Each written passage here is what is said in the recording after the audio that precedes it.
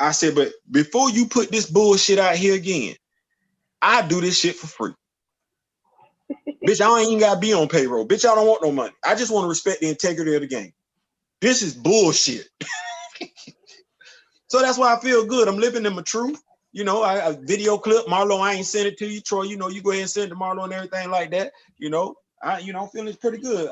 Marlo, you know what, I'm extending the invitation to you, Marlo, because I don't think Troy taking me seriously, man. I need an agent, Marlo. I need an agent. I need an agent. You know what I'm saying? Like real G shit. You know, hey, I'm already in the IMDb database. Look up Gerald Butler. He in there, not Gerard. Gerald. He in there. You know, I got a book available on Amazon, you know, on Amazon, Barnes and Noble and everything like that. I got a unique look, you know. Let's go get this money. I told Troy, let's go get this money, man. Well, now I can be agent, but if I come to you and say, I got, just look, just think about it before you say no. I'm not sucking no dick. I'm not kissing no dick. No. We'll never ever do no craziness like that. But if I said I got a bridal party and the lightest one is 270 and they need a dancer, I just want to let y'all know we live. Let's get that money. Marlo, acting gig, Marlo. Acting gig. Well, that's acting. No, that's not. That's me trying to die. Anyway, ladies and gentlemen. Got a whole wife at the house. He just gonna get me. Boy, I tell you the truth. Ladies and gentlemen, welcome to another Gathering of Old Men. Gathering of old men. We got to change Podcast. that. Gathering of mature men. What? Oh, there was nothing mature about that last conversation. Nothing mature about that last conversation. We talking about money. I don't know. Okay, come on, no other conversation more mature than talking about this. First of all, come on, Marlo. I got my background. I gotta change my background. It's beginning to look a lot like Christmas. It is December. So you are allowed to have that up. It's December. Yeah. It's December. I'm getting comfortable on you. Oh yeah. What we got? What's the first topic? So we're going to hit us off. Hit me, y'all. Oh man. All right. So me and Marlo both from South St. Pete. And so today there was a video that was released by. So first it was a Facebook Live, and then the news media decided that they would rebroadcast a Facebook Live of a shooting that what appeared to be individuals on top of a car shooting into the windshield of another car. I'm disturbed by that. This is my hometown. And the last thing I want in my head is the police standing on top of a car. Hold on, the police was doing it? Yeah, police was shooting at. Apparently, there was a shootout with an individual. We don't know the details.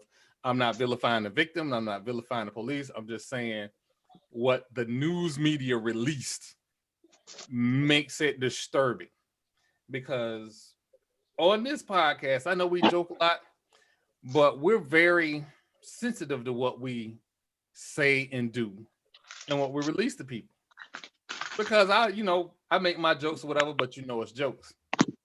This was dead ass serious. A news organization releasing a Facebook Live video of either police or an individual standing up on top of a car shooting. Well, here's what we're looking at. This country has been, I want to say, I start to say this country has become desensitized, but no, this country is desensitized, and you can't blame it on anything. Like I don't want to hear that. It's on the individual. Like some people blame video games. I don't want to hear that. I'm a gamer. BS. Some people blame that on entertainment. Music and everything like that. I'm gonna call BS. I listen to rap music. Hell, one of the first songs I listened to as far as a rap song was Throw That D. So no, I don't want to hear that. Some people have a tendency to want to blame it on the movies that's out there. Nope. Matter of fact, I like action movies. I prefer to see somebody get their ass whooped in the movie than to see somebody making love in the movie. I'm sorry, that's just me. And I'm a 6-year veteran of the United States Marine Corps. So if anybody should be prone to violent tendencies, it should be me. No. It's on the individual. We're desensitized. We don't give a damn. We don't. Look at what we just experienced this year. Marlo, help me out. COVID-19. We had some Americans saying that the losses that we had were absolutely acceptable. Crazy. This is the country that we live in. We don't give two damns. Now, not only did they say the losses are acceptable, but they wanted to infect everybody and do some herd immunity. Was the idea. Come on, man. Which on his face is insanity. You already have hundreds of thousands of people dying, and you want to infect more people on purpose. What? 47% of Americans signed off on this. 47%. So we shouldn't be surprised by somebody showing something insensitive on social media and then the news channel doubling down on it. I shouldn't even be surprised. It is what it is. And it hits close to home because I grew up there, and that's not a one-off. It's not like things like that don't happen in the bird on. I want to say weekly, but yeah, nah, it's weekly. It's getting to the point now that it's weekly. Like, it's crazy.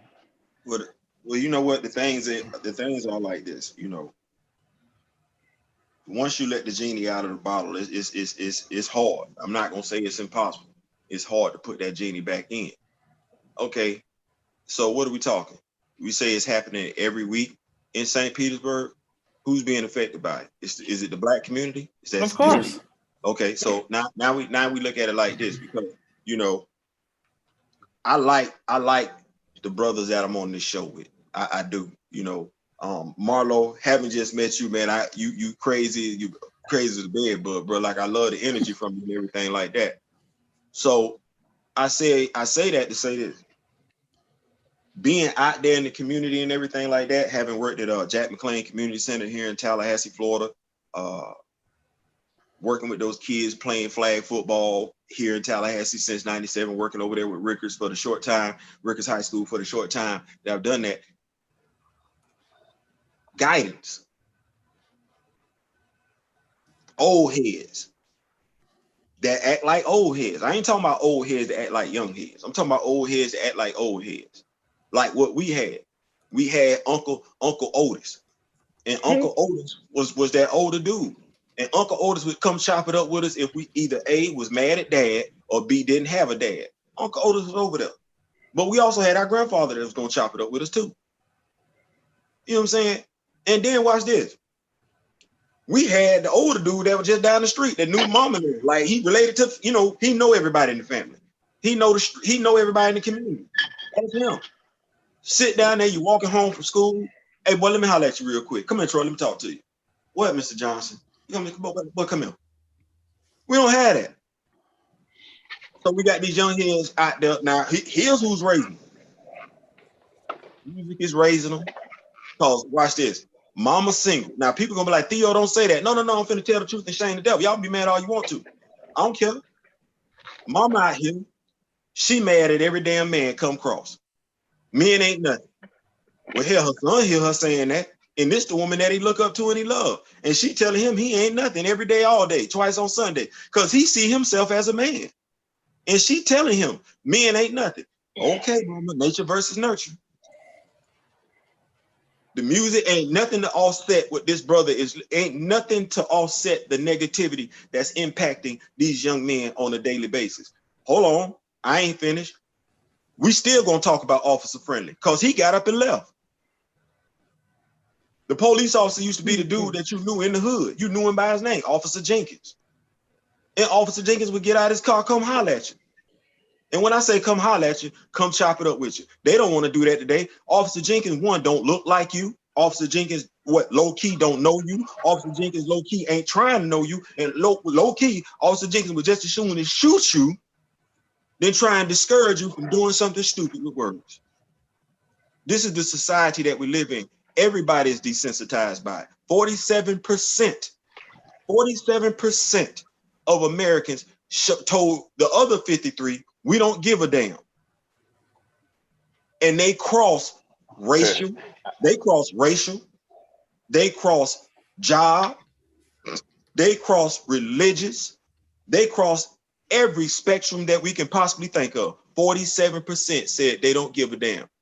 The ones that shooting each other every day, they might not have voted if they don't give a damn. That's what that is. And again, I didn't mean to hijack the podcast. That was just something that, you know, God had put on my heart. So I just wanted to get that out there. And I only interrupt this to bring you guys breaking news. The Rockets agree to trade Russell Westbrook for John Wall. Yeah, I just saw that too.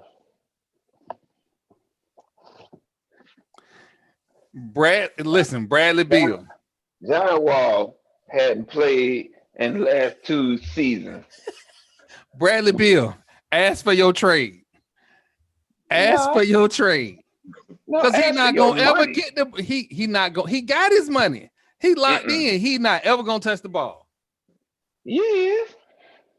With Russell Westbrook, how you gonna touch the ball? Russell Westbrook want to score the ball, he want to pass the ball, and he want to grab all the rebounds. Oh, why? Can I ask a question?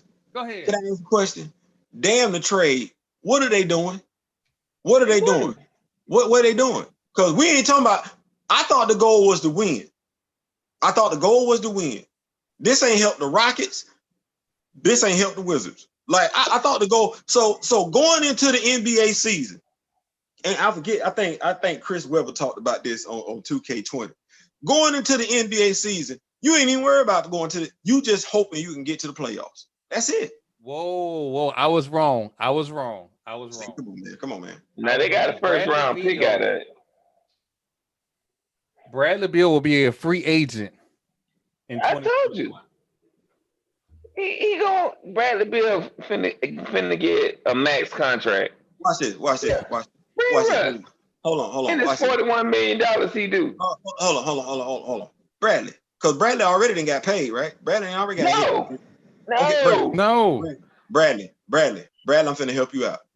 Bradley, if you say anything but go to Golden State, you wrong. Man, shut up. Anyway, Bradley, let me chop it up with you for a second. Because see, you've been in the league for a minute. Really ain't accomplished nothing. You know, I hear them talking about you being a dynamic point guard, 2 guard, or whatever. But I mean, it is what it is at the end of the day. I don't really see nothing from it. So now we talking about legacy. Because see, you can listen to, you know, Papa Troy. Yeah, you call him Papa Troy. You listen to Papa Troy all you want to. Papa Troy gonna get you paid, but you ain't gonna have a damn thing to show for it at the end of the day other than the fact that you got paid. If now, you go over there with a babyface bandit, you gonna get a ring. Now it's okay. Anyway, Bradley, listen to Papa Troy if you want to. Let me tell you what Uncle Theo gonna tell you. But look here.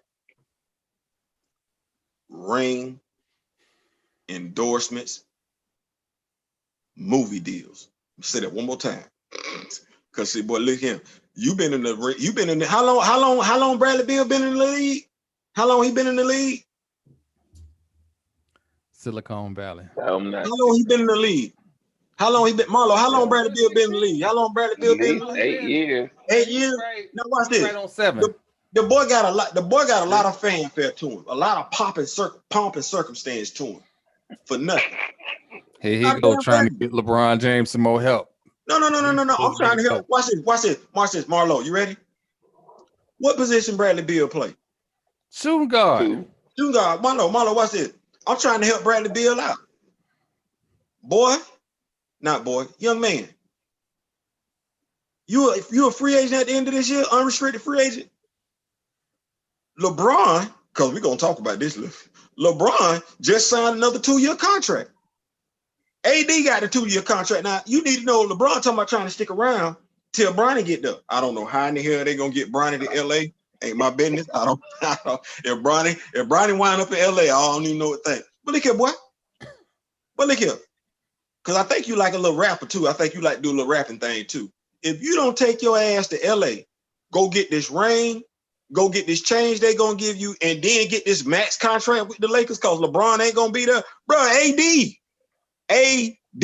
Because you can go to Golden State all you want to. You need to know, boy. Soon as Clay come back, boy, look. Soon as Clay come back, is a wrap.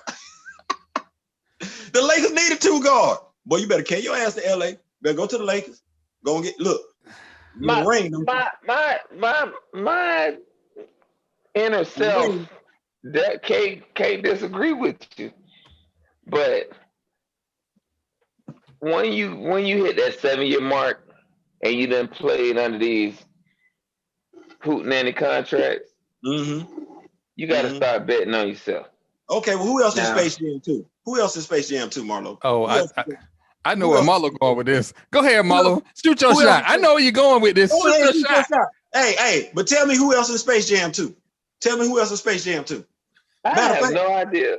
Matter of fact, watch this. Y'all think AD got the cover for 2K20 because he was all at the bag of chips? Is that why y'all think he got the cover for 2K20? All right.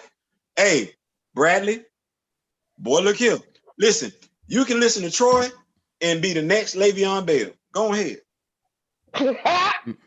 Wow. So, because I just realized that for this coming season, I'm a Tampa Bay Raptors fan. They got a 2 guard spot open. Might want to check them out. The Raptors? Did you tell this dude to leave the NBA and go to the... Never mind. I'm gonna go back to my coffee. You said trick. Now, here we go. Here's my point. He gonna say Orlando. Although I can't disagree. No, I'm not gonna even say Orlando. What I'm going to say is there's an opportunity in the East for him to cement himself as probably elevating the team past their playoff woes. You talking about the Heat? You talking about the Heat? No. You talking about the Nets? There's this dude named Giannis. Who talking? Oh no, he ain't going up. There's this cat named Giannis who just read up on his deal. He ain't going up. And he's the only one on that team that's paid. Why wouldn't he? Small market. I don't think. Why wouldn't you add a shooter and you own a competing team for a ring? You see, here's the thing. They got the pieces. You raise an interesting point, Marlo. So here's the thing. At the end of this season, Giannis could leave. So you got to have this conversation. No. These two got No. Giannis has already signed a 5-year extension. So Giannis is there. You ain't got to worry about that. That check's signed. Hold on. Let me ask you a question. Because see, I'm not mad at the whole staying in the East thing, but if it's the Bucs, the Nets, or the Heat, I'm going to go play with Pat Riley. No. No, you ain't. Watch this. Because Pat Riley, Eric Spoelstra has been in Miami for how long?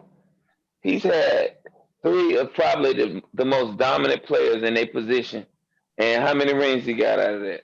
I mean, we can't be mad at Eric Spoelstra. He's suffering from the Michael Jordan thing. Quit blaming Eric Spoelstra for LeBron problems. Don't do that. Right, exactly. Don't do that.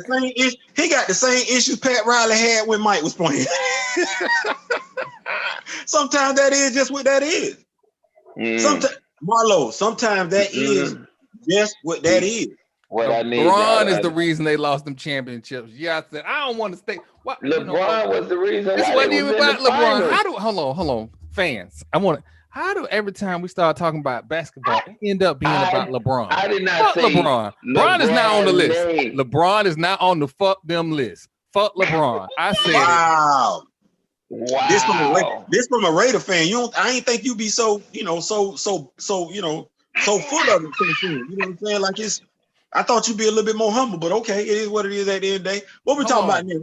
What we got? So you trying to hold on? So you just trying to send sub shots? That's what you won your game. You won your game 8 weeks after the game was scheduled to be played, and now you want to talk tough. Not my fault. You got in the ring. I got in the ring.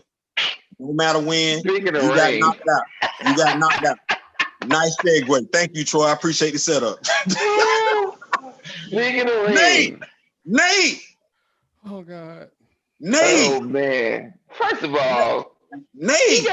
he got to start cutting his own hair. I know he was growing dreads or whatever, but if he ever think about getting a haircut again at a barbershop, you know what I don't like? Pay somebody to come to the house. You know what I don't like? You know what I don't like?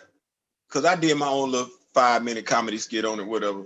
First of all, I don't like the fact that you brought me into this. Yes, Nate, I'm talking to you. I don't like how you brought me into this. Because you could have just said you wanted to fight Jake Paul and let that been that. But you talking about you doing it for the culture. Now I'm in this. I ain't got to be in this because I ain't asked to be a part of this. Now why do you need to do it for the culture? You ain't even put no work in to do it for the culture. You know what you suffer from? You suffer from the same thing I just told my son on the phone. You young jits don't want to put no work in. You just think because you athletically inclined, you just finna go in here and make it do what it do. And now I'm supposed to feel sorry for you because this dude put paws on you. Literally. Now your kids got to go to school and defend your honor for the rest of the school semester. That's too much pressure for your kids to have to deal with. Your kids got to defend your honor every day they go to school for the rest of the semester because somebody gonna run up in your son's face and say, "Damn, dog, your dad got knocked the fuck out." And who wants to hear that? Here's the funny part about all of that. This dude was doing a FaceTime interview with Paul, and he told Nate, this is when they were supposed to fight in September. He told Nate, dude, you haven't even sparred anybody yet. You're not ready. You're not even ready to be a boxer. He told him, and this was in like August. So fast forward to this past weekend, who looked like they had a sparring partner or two in that ring? But he doing it for the culture though. No. He doing it for us. He don't live where I live. Listen, you ain't doing a damn thing for me. You ain't putting no work in. Don't ever. Listen, hold on. Let me lean into the camera real quick. Let me take my glasses off. Let me talk to y'all. Don't y'all ever talk about y'all doing anything for the culture and you not finna put the work in. Don't bring the culture into this foolishness. This was Nate Robinson wanting to be Nate Robinson. This ain't have a damn thing to do with the culture. It's just you wanting to just say, you know what? I'm finna go in here and beat this white boy ass. No. You went in there and that white boy beat your ass. That's what that happened. That's why you say you want to do it for the culture. Because you wanted to put Jake Paul on your belt. That's your little notch. No, you are on Jake Paul's. I don't want nobody to think that we're racially insensitive. No, we not. But that's what he was saying. It had nothing to do with this. No, we not. This dude but that's being, I'm finna do. This dude was ready. I'm finna represent the black race. No, you're not. He was ready. I'm finna represent the black race. No, you're not finna represent us. You represent Nate Robinson. And Nate Robinson got knocked out for just Nate Robinson. I'm gonna tell y'all what segment of the culture he represented. He represented the Debos. He represented all the Debos in the culture. No. Don't insult Debo like that. Don't you dare insult Debo like that. Cause see, Craig, hold on. We're not finna do Debo like that. Because unlike Debo was actually knocking motherfuckers out. Nate was just running track, dunking a basketball, playing some football, something like that. Debo was putting hands on people. You know what I'm saying now? Accolades. Right, but Debo, unlike that's what I'm saying, Marlo. Yeah, they got them accolades, but Debo's accolades was putting hands on people. Nate Robinson ain't got no accolades putting hands on people. He was putting hands on inferior people, like Smokey, like Isaiah, and like Marlo. Who you like? You and Nate. Marlo, who you like? You and Nate. Because you said you was nice. Please. Now, y'all both like Nate fight like a girl. I like me over Nate. See, you don't even understand. I take it back to St. Pete Boxing Club days. That's what I'm talking about. Marlo, that's what I'm talking about. New thing. Marlo, that's what I'm talking about. I done threw hands in the ring a little bit now. Marlo, see, that's what I'm saying. Debo, before he ran up on Craig, had a whole litany of people he had done knocked out. He had street cred. Nate ain't got no street cred. Me and Nate in two different weight class too. Watch this. If anybody say anything wrong about Nate Robinson until you go swing on Paul for wearing your jersey, squatting, you can't say nothing to nobody. With matching shoes. This dude put your jersey on. Like, to me, that's why I say, bro, you got to go train hard for 2 years and you got to run this back. This dude got on matching Nikes. He got on matching Nikes with the dude's jersey. See, that's why I couldn't be a boxer. That right there is why I couldn't be a boxer, because we wouldn't have left the arena unless I got my run back. I was like, bro, I don't even know why you taking them gloves off, because I know what you just did, but this is on TV. So we got to do this again, like right now. Hey, like right now. Here's the sad part. You ready? Because we ain't gonna talk about Nate too long, because we could. Nate, we could talk about you all night long. I swear I got a whole bunch of jokes for you. But the crazy part is a knockout occurred, but it was to the person we didn't think was gonna get knocked out. Like because Nate. No, Theo, no. Mm-hmm. You skipping over the whole thing. The beginning of the fight. We knew Nate was not ready. No. What I'm saying is, yes, you could, because honestly, fans, y'all ready? When Paul hit Jake that first time, that old shit look can't crawl Nate face like, oh shit is real. No, it was the first charge. When he charged Paul, and Paul didn't flinch, he didn't back up. All he did was, this ain't that type of party. Let me let you know this is real. I've done this a couple times. It's real. So I'm gonna stop you right there. Now take that with. Hey, but hold on. But he hit him. Hold on. He hit him in the side of his head and stunned him in the beginning of the fight. Why are you dropping your head and throwing your arms like a girl? My dog was like this. My dog was like this on one knee, like, oh shit, like this what this is. And see, the referee, see, that's why I said they don't listen to Kenny Rogers enough. Because the referee asked the dude like 4-5 times, Nate, you want to continue? Like, I'm like, Nate, there's nothing wrong at this point in time, bro. Go ahead and go home. They don't listen to Richard Pryor. Richard Pryor had an excellent skit for this. Richard Pryor said he was watching a boxer, and if he was a boxer, he would be his sentiments. When he got knocked out and motherfucker said, get up, fuck you. That's how I got down here in the first place. He should have stayed his ass down and went home. But no, he had to go to sleep. Wait, you ready? I'm sorry, fam. I got to do this one. Marlo, you gonna remember this, and Troy will too. It's the same comedian, Richard Pryor. God rest his soul. So Richard Pryor is telling this story when he was hanging out with Jim Brown one day.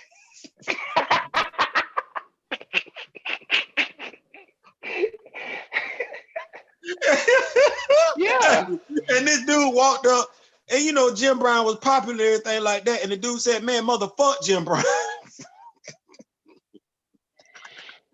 Jim Brown. Hey, what is it, Marlo? Calmly. Hey, about 4 dudes I grabbed think you need it. Yeah, hey, about 4 dudes grabbed him. And Jim Brown said, gentlemen, I think if y'all let the man go, he can express himself a little bit more better. He can express and the man looked at them 4 dudes, and he said, if and one of you motherfuckers let me go, y'all.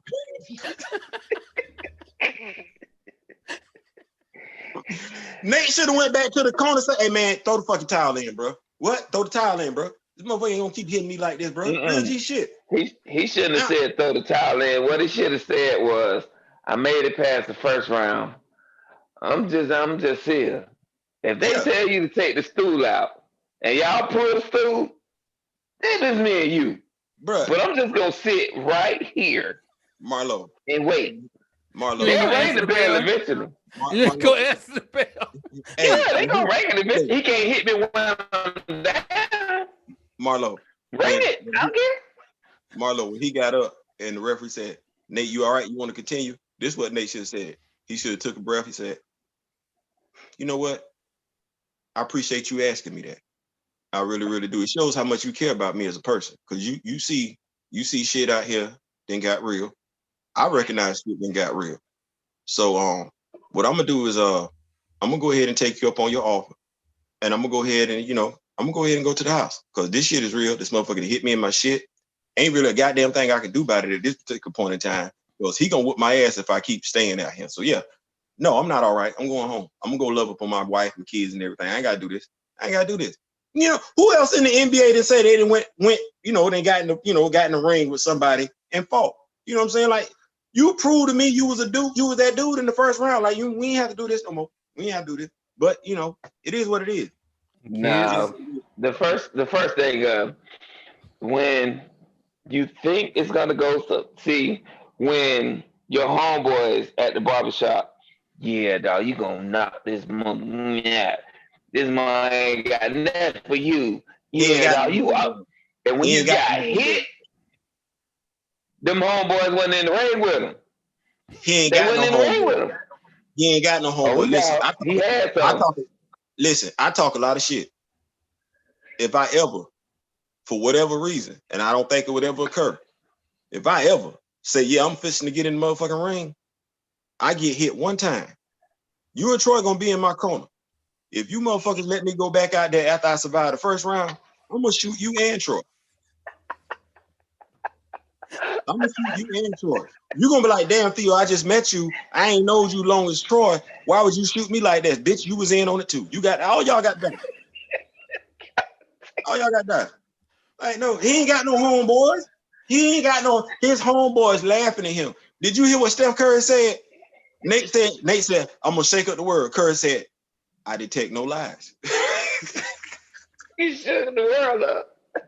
Oh man. So because internet is wearing his ass out. Children, the moral of the story is that you can talk trash to a lot of people, but there's some people in the room that can't wait for you to talk trash to them. They like hope and pray, and they sit quietly in their corner, just waiting and just waiting. Speaking of which, he better be glad that dude ain't hit him in the head. He did him in the head. That's how he went to sleep. I done moved on to the next fight. He better be glad that dude ain't hit him in the head. That dude, you know what? You ever seen this dude talk about like, man, I ain't know. He like, man, I ain't know. I gotta go talk to my kids first. Like, I ain't never heard Roy Jones talk about he gotta go consult with his family first. So they ain't take no headshots. You gotta go talk to your family before you get back in the ring. Like, listen, so that fight. Listen, when that fight first came out, and they was feeling each other out.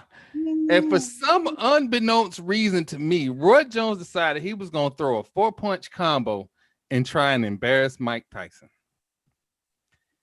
He hit him in the guts 2 times and then hit him in the head. Roy was holding his head the whole fight. Not only that. Wait, hold on. You know what? Wait a minute. Hold on. Mr. Tyson, I know I talked a lot of shit about you over the years. I made a lot of jokes. I made a lot of impressions.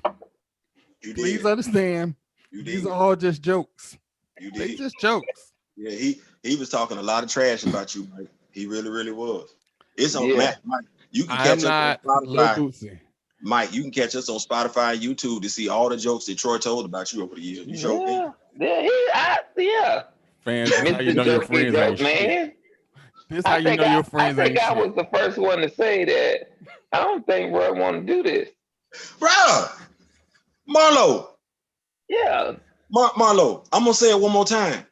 When the dude asks you if you want to do it again, and you really ain't took no headshots, you taking like 95% body shots, and you tell the dude, you got to go holler at your family first, bro. That tell me everything. Because, hold on, I ain't gonna act like Nate. Roy wasn't over here selling out. Because Roy was over here selling out now. Roy was talking about, oh yeah, I don't know how much shape he gonna be in because I just finished boxing. I stay in shape. I train all the time. Oh, but I don't. Mike looked like he was in better shape than you, bro. And you grab your thighs, talking about you can barely, it's hard to breathe and everything like that. And you punching like this. I done seen people punch like that, Roy. And people that punch like that, them usually them scared folks. They be like, hell no. He was scared because he got hit in the stomach. What do you mean? You talking like Mike didn't hit him? We Mike told him this was gonna happen. No. You wanted this. You should have went in there and mixed it up. We told you this was gonna happen. See, and you know what should have happened? Mix it up. You know who should have. You know who should have fought. Hold on. Watch this. No, You know who should have fought like Roy? You don't, Roy. Hey, Marlo, you know who should have fought like Roy? Nate Robinson should have fought like Roy. That's who should have fought like Roy. No, listen. Roy went on there and he did try and mix it up. Hit Mike with some combos. Mike didn't appreciate it. He trying to embarrass me. And there you go. That impression. Here you go. Now you can't go to Vegas at all. Because what you're not gonna do is I'm not gonna go to sleep for you. I still remember the hangover. And I ain't, boy, look here. Who y'all take me for? I am not Lil Bucs and I ain't going to a motherfucking podcast. We ain't being in no room together. The closest Mike gonna get to me is the other side of the parking lot in MGM Grand. That's it. Bro. If he can't yell that shit in the megaphone, it won't be said. Bro, you act like he won't find you in the parking lot. Then he put a dude to sleep in the parking lot one time. Listen, I don't know if y'all think that cars don't move. Can I talk to you? No, Mike, you cannot talk to me. I'm getting in the car. I'm driving the fuck away. What's wrong with you? Hey. Okay, so we looking at the fight. Let's go ahead and break it down. We looking at the fight. And I'm looking at, so Roy, you not going at all? Like, I know the man that hit you in your stomach, hit you in your ribs and everything like that a few times, but you know, this ain't the Roy Jones Jr. that I'm used to seeing. You know, I expect you know, do a little Ali shuffle and everything like that. Throw your arm back like this here, jab a little bit and everything like that. I ain't getting none of that. I got hell no. We just said he was trying to embarrass Mike with that combination, that 4-punch combination. No, and Mike hit him real hard.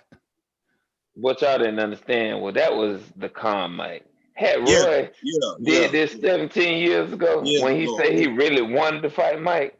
Listen, I think the bell wouldn't have stopped it. The bell would. We gotta give it up. We gotta give it up. The same dude that bit a dude ear off. Listen, in the middle of a fight. Marlo, we got to give it up to Mike. Like, this ain't the Mike type. Like, Mike is a calm dude. Like, Mike, I'm loving your journey, bro. Like, I'm loving your journey. I'm loving this dude journey. No, for real. He smoked weed before the fight. No, I'm just saying, like, like, okay, like, because I did want to talk about this on the podcast, because some people don't know where Mike grew up from. You know what I'm saying? The hardships. Like, we can say Mike was the boxing champion. Mike lost his championship not because, you know, yes, he was immature, but he had people taking advantage of him at the same time. Yeah, the whole Robin Gibbons situation, you know, with Robin Tyson and everything. Robin Tyson. You know what I'm saying? And then, you know, hey, the whole trial, the rape trial and everything like that, it is what it is at the end of the day. But this dude has, like I said, I'm just loving the dude's journey. Like, this man is at peace. You know, he still want to put hands on people. This man is at peace right now. Like, good Lord, this man is at peace. I'm loving this. Roy Jones must not watch any movies, because all he had to do was watch that damn movie Mike was in with Ip Man. This is a damn Kung Fu master that Mike took to a tie. You up there raising chickens and dogs, bro. Bro, you ain't fighting. At the end of the day, you got to know who you are and be content with that. Like, they ain't got enough money. They ain't got enough money to put me in the ring with Paul, with Jake Paul, because that's not my fighting style. That's not me. I don't do that. Definitely don't have enough money to put me in the ring with Mike Tyson. Like, nope, that's not gonna ever happen. Roy Jones Jr., yeah, Roy, I'm talking shit. That ain't happening. Nate, like, me and you can meet in the street somewhere and do something. You know what I'm saying? Like, well, I got me and you got you, but I'm not finna go. I don't throw hands like that. That ain't what I do. I'm trained to do one thing and one thing only. I got to get you up out here skill set. I ain't got no boxing skill set. I got to get you up out here skill set. This is my take. This is my take on the boxing landscape. More people watch the Roy Jones Mike Tyson fight than probably the last 20 heavyweight competitions in boxing. They don't want to fight no more. They boring. Yeah, they're boring. Even the Wilder fight was it was a crap show. Man, listen. Y'all know back in the day people used to look, ding, ding, it's going down. Ding, ding, it's going down. Ain't nobody finna fill each other out for 2-3 rounds. No, you was talking trash before the press conference. You talked to them at the press conference. Now this where we at? It's man, hold on. Tommy the Hitman Hearns and Marvin Hagler. I need to see that go down right then, right there. Ding, ding, let's get this. So speaking of fights that need to go down. So I'm on Facebook, and sometimes I don't be paying attention to Facebook. But on November 29th, Theo posted, "Am I going to be a Bucs fan for the day?" Because they were playing the Chiefs. Now, first off, I want to say, John Gruden, I want to hit you with a bat. Not even a Nerf bat. Like, I want to hit you with that metal bat. You got to run a bat that you should be getting the ball 30 times a game to, and you lost to Atlanta. This you and Marlo. This you and Marlo. No. We not just gonna do that. Y'all didn't just lose to Atlanta. Y'all got mollywop. Marlo, this you and Corsi. That's what we're doing? Marlo. That's what we're doing? Okay. Marlo. We got mollywop in public. We got mollywop in public. Troy, this y'all segment. I ain't got nothing to do with this, right? This between you and Marlo, right? We got mollywop in public. Kind of like how New Orleans mollywop y'all. Yeah, you're right. You're right. Excuse me, fans. As a Steelers fan, we scored more than 6 points. I'm gonna see my way out this conversation because this conversation is clearly between the losers. I ain't got nothing to do with it. Theo was the one that posted it. And then the next thing I see in my timeline is Marlo. By the way, Marlo ain't called me and say, "Hey, I'm headed your way." None of that, blah, blah, blah. Didn't say nothing. He just went to the game, quiet, snuck in town. And why didn't I hear from Marlo all day Sunday? Because in the first quarter, Tyreek Hill had 200 plus yards. Is that dude that did a backflip in the end zone to cross the goal line? Help is on the way. Yeah. Help is on the way. It was on my side. I saw it. Like he did it in front of me. That is so disrespectful. Theo, you really think this about? I wanted to go out there and catch him in midair.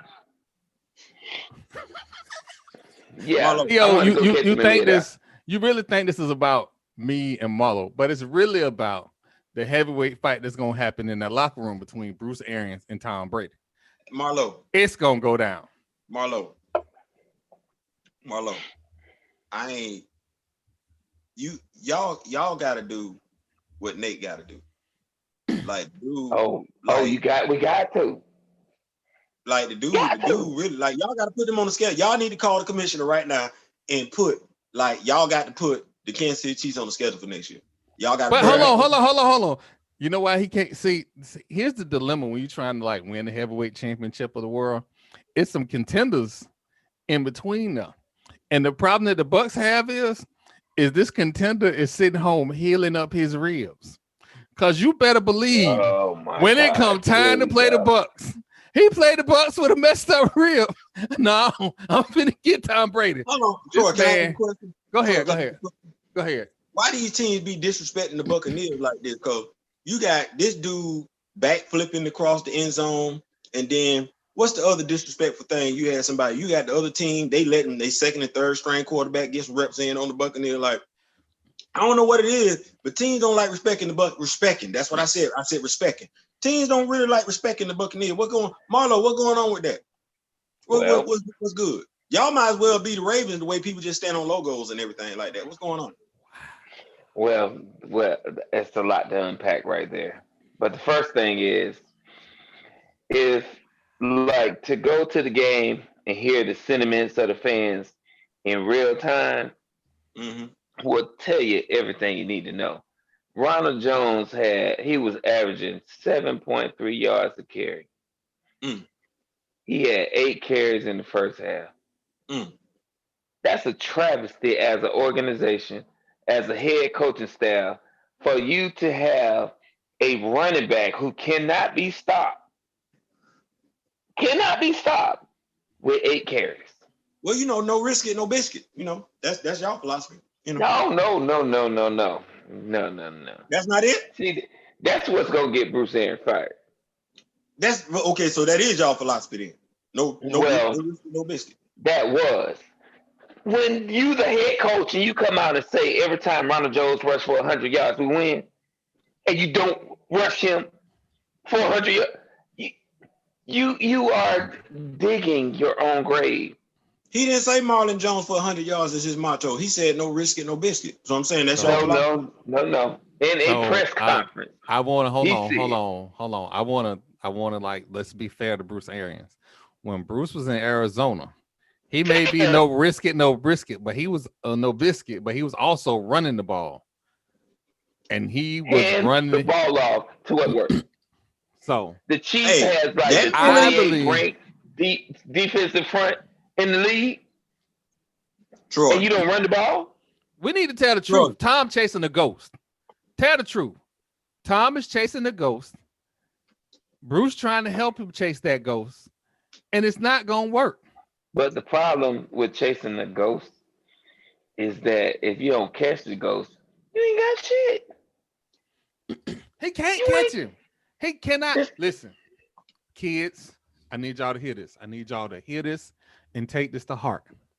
You cannot ever be a man who is undefeated in Super Bowls and retired. You can't do it. You cannot beat him. The same thing for LeBron. LeBron will never beat Jordan because Jordan is retired. His legacy is cemented. I don't even think it's the fact of him trying to chase an undefeated person. I think he is too, like Tom Brady could have audible to a damn run. You the quarterback. Are we gonna have if you got a pass play? If you got a pass play call, and you see that they got a 6-man front, they're on the rush for people. What you supposed to do? Why y'all don't see it? So y'all don't really see what's going on? Y'all don't see it? Y'all I know what's going on, and you know what's going on. Okay, so Marlo, here's where we at. I don't want to say he's chasing the ghost. That's not what I'm gonna go with. Tom Brady wanted out of New England. He felt some type of way about the whole Jimmy Garoppolo situation. Never got his change. He got his reins, got his change. He want to prove I'm the man. That wasn't Bill Belichick. That was me. Ironically enough, Bill Belichick is over in New England trying to prove the same damn thing. That wasn't Tom. That was me. The difference between the two is that regardless of how we want to look at it, their record being what it is this season, Bill Belichick know how to coach. He ain't got nothing over there where he at right now. He ain't. Tom saw the handwriting on the walls to a degree, so he got up and left. But Bill don't have anything over there right now. So they've adjusted their offense to get the most out of the least. You look at the Tampa Bay Buccaneers, they got a lot of talent over there. Like, I ain't finna lie.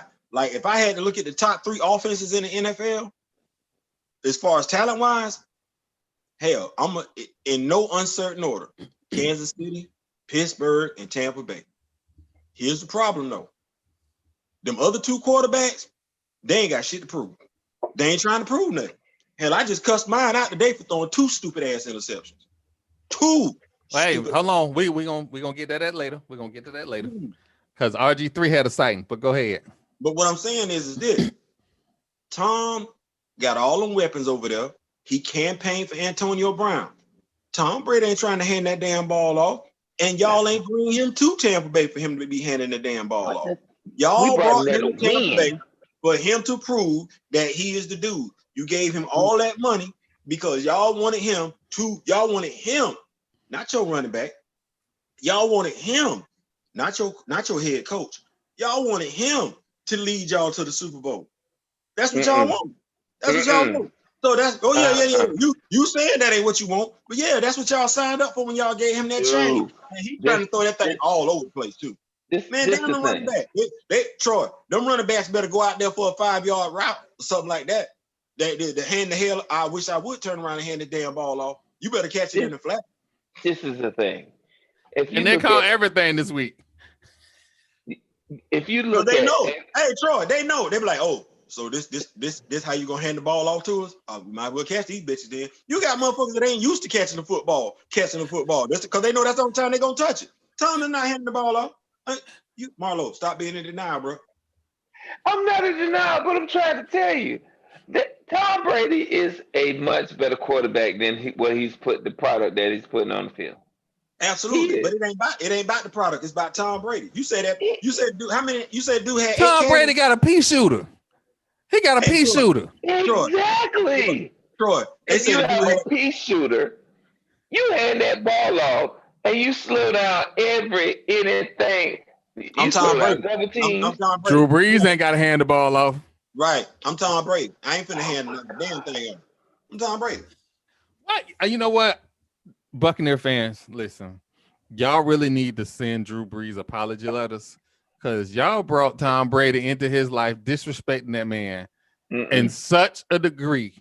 Like, oh, we're going to bring the fake goat in to the NFC South because Drew Brees ain't nobody. Drew Brees is clubbing Tom Brady like he beating baby seals. Like somebody called Peter. He's committing a crime. Look, and low key, watch this. You know all the NFC teams. You know NFC quarterbacks like I know good and damn well. You let Eli beat you. We ain't finna let whatever. You let Eli beat you, whatever. And you know the defensive lineman wanted some of that action. They're like, oh, we got Tom Brady over here. We finna see what all that looks like. Let me be 100% transparent. Tom Brady was not my quarterback of choice. In the beginning, when they first started courting quarterbacks to come to Tampa Bay, I thought that was your dude. The very first quarterback that came out of my mouth was Teddy Bridgewater. I said he would be such a upgrading asset in Tampa with all these weapons, and he's somewhat mobile. That it's just a no-brainer. Had they offered Teddy Bridgewater what they offered Tom Brady, basically they're giving him the keys to the Ferrari. No risk. They thought Tom Brady would be such a draw for putting asses in the seats, and then COVID hit. None of that matters. But you stuck with him because you signed that a 2-year deal. What's y'all record? 75. You know what y'all look like right now? Y'all look like the same Buccaneers before Brad Johnson them got to like 75. Like when we ain't too far from Jameis Winston territory with this type of record right here. Like no, we way from Jameis. What was y'all record last year? Jameis had 20. What was y'all record last year? 5-11. Oh, y'all 2 games above what he got. Y'all gonna get nothing? What? 5-11? That was for the season. Right, but I'm saying like, so what y'all going? We got Minnesota, Atlanta. Hey, you like that? You like? Listen, you keep playing with Kurt. Kurt putting up numbers. Keep playing with Kurt. Hey, Marlo. Okay, now you just talking about how Atlanta mollywopped. That was the Raiders. Oh, we lost Theo for a second. Yeah, yes, sir. Just to piggyback on that, that was the Raiders. Oh, we mollywopped the Raiders. Yeah, Tampa Bay mollywopped the Raiders. Don't look crazy. You did. With the help, you know what? You did. You beat us with our hands tied behind our back. Our whole offensive line was in quarantine. Oh, hell. Here we go. You might as well say they just played the game just so they can get Tampa to win, huh? They did. Oh, we ain't postponing this. Everybody else can get postponed. The Pittsburgh Steelers played 8 days after their scheduled game. What? And then their quarterback ain't played. Baltimore quarterback still got COVID. Our whole offensive line was in quarantine all week. Okay, Denver Broncos played a game and they have a quarterback on the roster last weekend.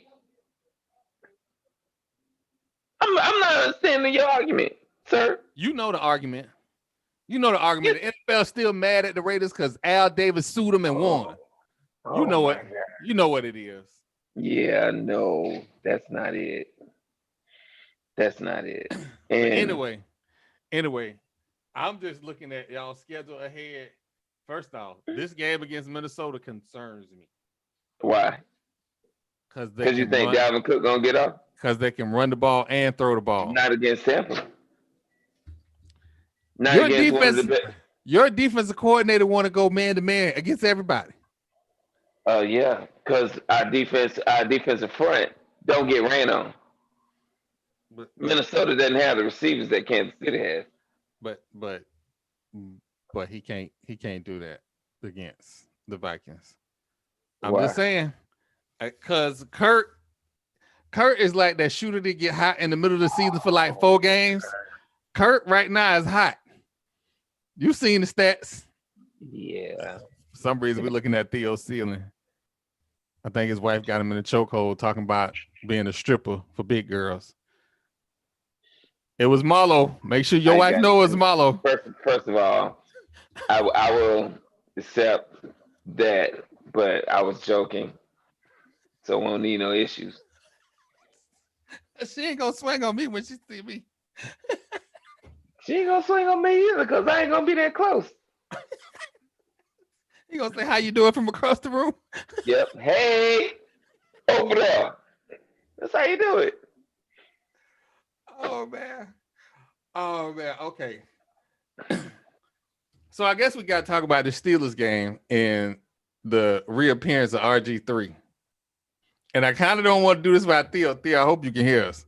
I kind of don't want to do it without Theo, but we got to talk about the fact that RG3 has arisen from the dead and gave the Steelers everything they wanted. Mm-hmm. So I'm going to be crazy for a second. I asked the question. Is there quarterback controversy in Baltimore? No. The simplest answer ever. No. I'm just saying. There was a passing game sighting in that Pittsburgh game. And apparently hold on. What we're not gonna do is just low-key talk about Pittsburgh like that. We're not talking about Pittsburgh. We're talking about RG3. He was all right.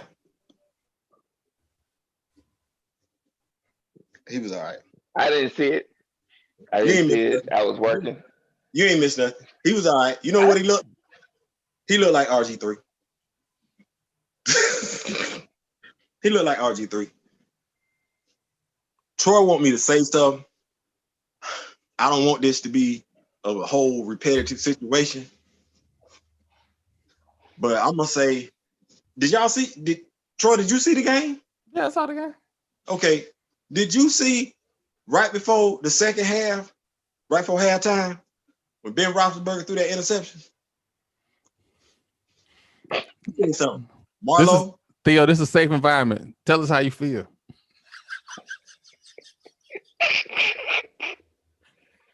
So my daughters have never heard me snap like I snapped today at the TV.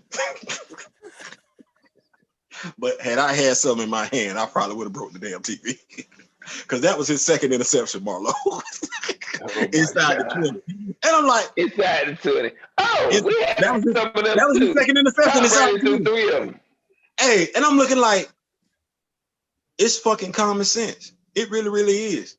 Bitch, if you can't get 6, bitch, you get 3. What the fuck is you doing? I see you do this shit every goddamn fucking week for no fucking reason. You get inside the fucking 20 and you just don't want the 3 fucking points. No, what 3? Damn sure ain't gonna get 6. You want 0. The fuck is, and this is why Stephen A. Smith be looking at us sideways and shit like this when we be looking at stuff. Because it's like, what are you doing? We got 5 great. Listen, I like our 5 receivers. I like all 5 receivers. That's including the tight end.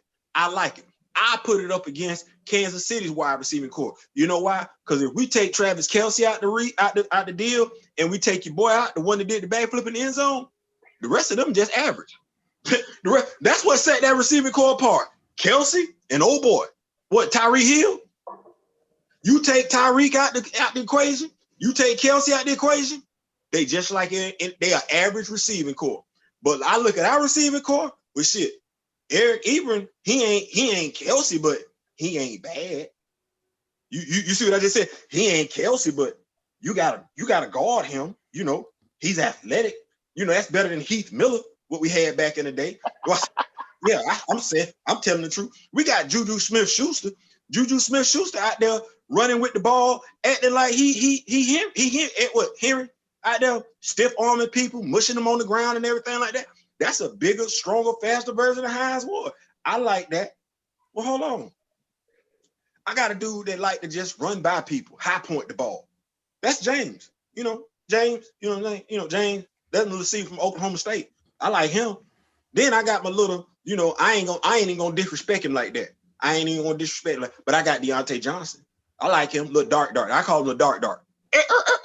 I got that. Then I got Air Canada. I got Air Canada over here. I got the dude they like, you know what I'm saying, the Mapletron. You know what I'm saying? 6'5", 4'4". Mapletron? Mapletron. We need to slow him down for a second. Oh, we got to get to the meat and potatoes of some things, because the meat and potatoes is this. I got a wide receiving core, then the quarterback is having a hard time finding him at the most crucial time of the game. He rather throw to the other damn team. He's throwing the ball 51 times in a game. I don't cut him some slack. He gonna throw an interception. 51 times to 20 rushes? Marlo, it's one thing to throw to a black shirt that's covered by a white shirt. It's a whole nother thing to throw to a white shirt with no black shirts in the area, and you wearing black. That dude elbow gonna need about 3 days to ice up throwing 51 times. Listen, Marlo. Listen, my babies had never heard me cuss like I cussed today. Like, I just went off. What are you cussing for? He threw the ball 51 times. He's allowed one interception. Hold on. You ready? Because I can't. Hold on. No, you got mad because I made you defend Kirk Cousins this year. You got me defending Ben Roethlisberger. And why? He threw the ball 51 times. Why are you defending him? Because y'all only rushed the ball 20 times. He threw the ball 51 times. So that means you get to throw to an uncovered defensive player? Oh my God. Theo, you know, it's okay to run the ball. Marlo, he not understand. Marlo, can you tell Troy what I'm saying? Can you break it down for Troy, please? Can you tell Troy? Marlo going through the exact same thing you going through. They got a quarterback throwing the ball all the damn time, and that's why they in trouble. Troy why I'm upset about these particular interceptions? Because you just don't like Ben. Can you break it down to him? Marlo, can you break it down why I'm upset about these particular interceptions? Not every interception. Yeah, because I'm with you, because I got a quarterback that do the same thing. My quarterback seems to think that because he think a player is going to run a route. Yeah. And if that route is covered, he's just going to throw it anyway. Yeah, I seen that. You know, Troy act like, you know what? Just anyway.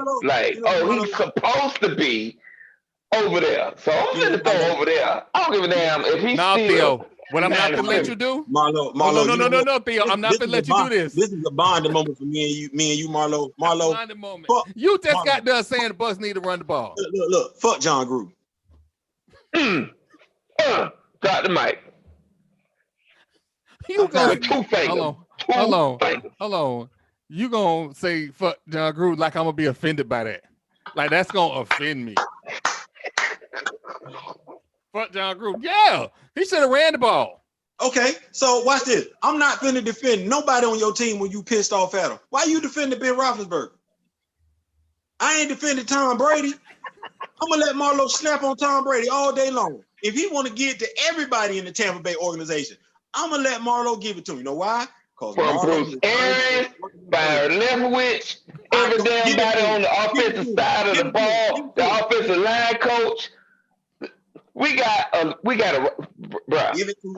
right tackle that has not given up a sack this season. Why you still playing right tackle? Give it to him, Marlon. Not Troy. But your elite pass rushers go up against your left tackle. That's what your elite pass rushers go up against. Troy, you see how we let Marlo get that off his chest? Ain't nobody saved nobody. Marlo got to give it to him. Now, if you want to give it to the Raiders, you can give it to him. Go ahead. Get it off your chest. Me and Marlo gonna be in the 8-man corner. Go ahead. Go ahead and talk about Chucky. I'm trying. This ain't even. You ain't mad about Sunday. Fair. You ain't mad about Sunday. I'm mad about Sunday. But that put us 3 games in the hole. 3. Bro, it wouldn't have mattered if we lost by 50. You lost to Atlanta. Y'all lost to Atlanta. Sorry, Atlanta. How many games of any quarterback to lose to? Atlanta you lost to Maddie. You lost to the dude that you talking about all the time. The dude that will never grace the Hall of Fame. Listen. Watch this. Hey, Marlo. The head coach, man, he gonna get hired with the Atlanta Falcons off of whooping Troy's team's ass on Sunday. Y'all just got that man hired. That man put their foot in y'all ass. Like I ain't never seen that Falcons stand the up. Coach that the Bucs fired. I just want to point that out. The coach that the Bucs fired. Yeah. Like you know how low on the totem pole you got to be for the Bucs to fire you? Yeah. They fired John Gruden. Exactly my point. Exactly my point. Don't tell the truth, Marlo. Hey, but still though, Troy. They fired him. Troy, let me say this. They told him you ain't gotta go home. Marlo. So, Troy was busy on Sunday. So I did my little NFL countdown show, And I'm just gonna say this, fans, I'm not gonna do the NFL no more. Because clearly the NFL don't know what the hell they doing. College teams on Saturday know what the hell they doing. NFL teams, anybody can win. No, they don't. Listen. No, they don't. Thank you for that. I'm saying me and you do better on Saturday. We just that Sunday stuff because like I said, I picked y'all to slaughter the Falcons. And y'all made me look so bad on Sunday. Like, not just an ass whooping. Like, y'all ain't just lose. Y'all got told completely the hell out the frame. Like, it was embarrassing. Like, I ain't never seen nothing like that before in my life. Like, not from y'all. Not from the thing that y'all played against the Chiefs. Like, the way y'all stood up to the Chiefs on Sunday, I was proud of y'all. And then for y'all to just go lay this goose egg for no reason whatsoever against Matty Ice. It was almost like Matty sat there and said, you know what, Troy been talking shit about me the whole season. And he ain't what he been saying. I be on the Gathering the Old Man podcast, but I be up under a fake ID and understanding. I've been hearing all that shit you been talking. If I don't do nothing else, I'm gonna light your team up on Sunday. If I don't do nothing else, that's what it was like. It was almost like somebody had told Matty Ice all the trash Troy been talking about him. Because Troy been talking. Troy, you been chopping it up. And he still ain't getting in the Hall of Fame. Yeah, I said it. But might not. But he damn sure put up damn near 50 on your team. Hey, he put up Hall of Fame numbers on Sunday. He might not go to the Hall of Fame, but he put up Hall of Fame numbers on Sunday against the Raiders. Well, I would have took that performance today with my Steelers than that BS that we put out there. So that dude lit y'all up on Sunday. Good Lord. Watch it, Marlo. This me low-key being petty. He looked like Tom Brady out there lighting their ass up. Old Tom Brady. Not this year's version. Old Tom Brady. Tom Brady lit his ass up this year too. He did. Because the NFL was holding us down while you was kicking us in the gut. You should did. Yeah. You see how they were holding us down? You see how they had us have to sit out here and play like go a month without playing the game? Theo, I'm finna kill Troy's whole argument about the NFL and them playing, against a team that got their offensive linemen in COVID protocol. What y'all defense was? Y'all defense gave up 45 points. Bruh. Our defense give up 37 every game. That's nothing. You know what? I'm not doing this. But y'all gave up 45. What team in the NFL wins a game when your team give up 45 points?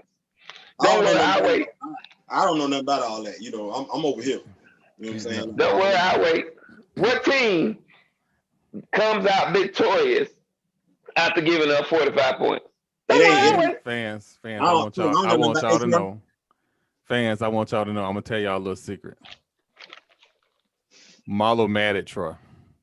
And I'm gonna tell y'all why Marlo mad at Uncle Troy. Marlo mad at Uncle Troy because Uncle Troy told Marlo at the beginning of the season that as long as Drew Brees got breath in his body, they wasn't gonna smell no Super Bowl. So Marlo has not yelled Super Bowl in about 4 weeks now. Hold on. Oh, you think? I still don't believe we're going to the Super Bowl. You the only one told him that they weren't going to the Super Bowl. Fans, y'all go check out the podcast. Me and Troy told the dude. It wasn't nothing. It ain't had nothing to do necessarily. First of all, it was just the fact that the offensive line was garbage. We knew the offensive line was garbage. We knew Tom wasn't gonna fit the offensive system. We knew that. Me and Troy tried to tell him this when they first signed him and everything like that. But y'all talking like I still don't believe we're going to the Super Bowl. I do.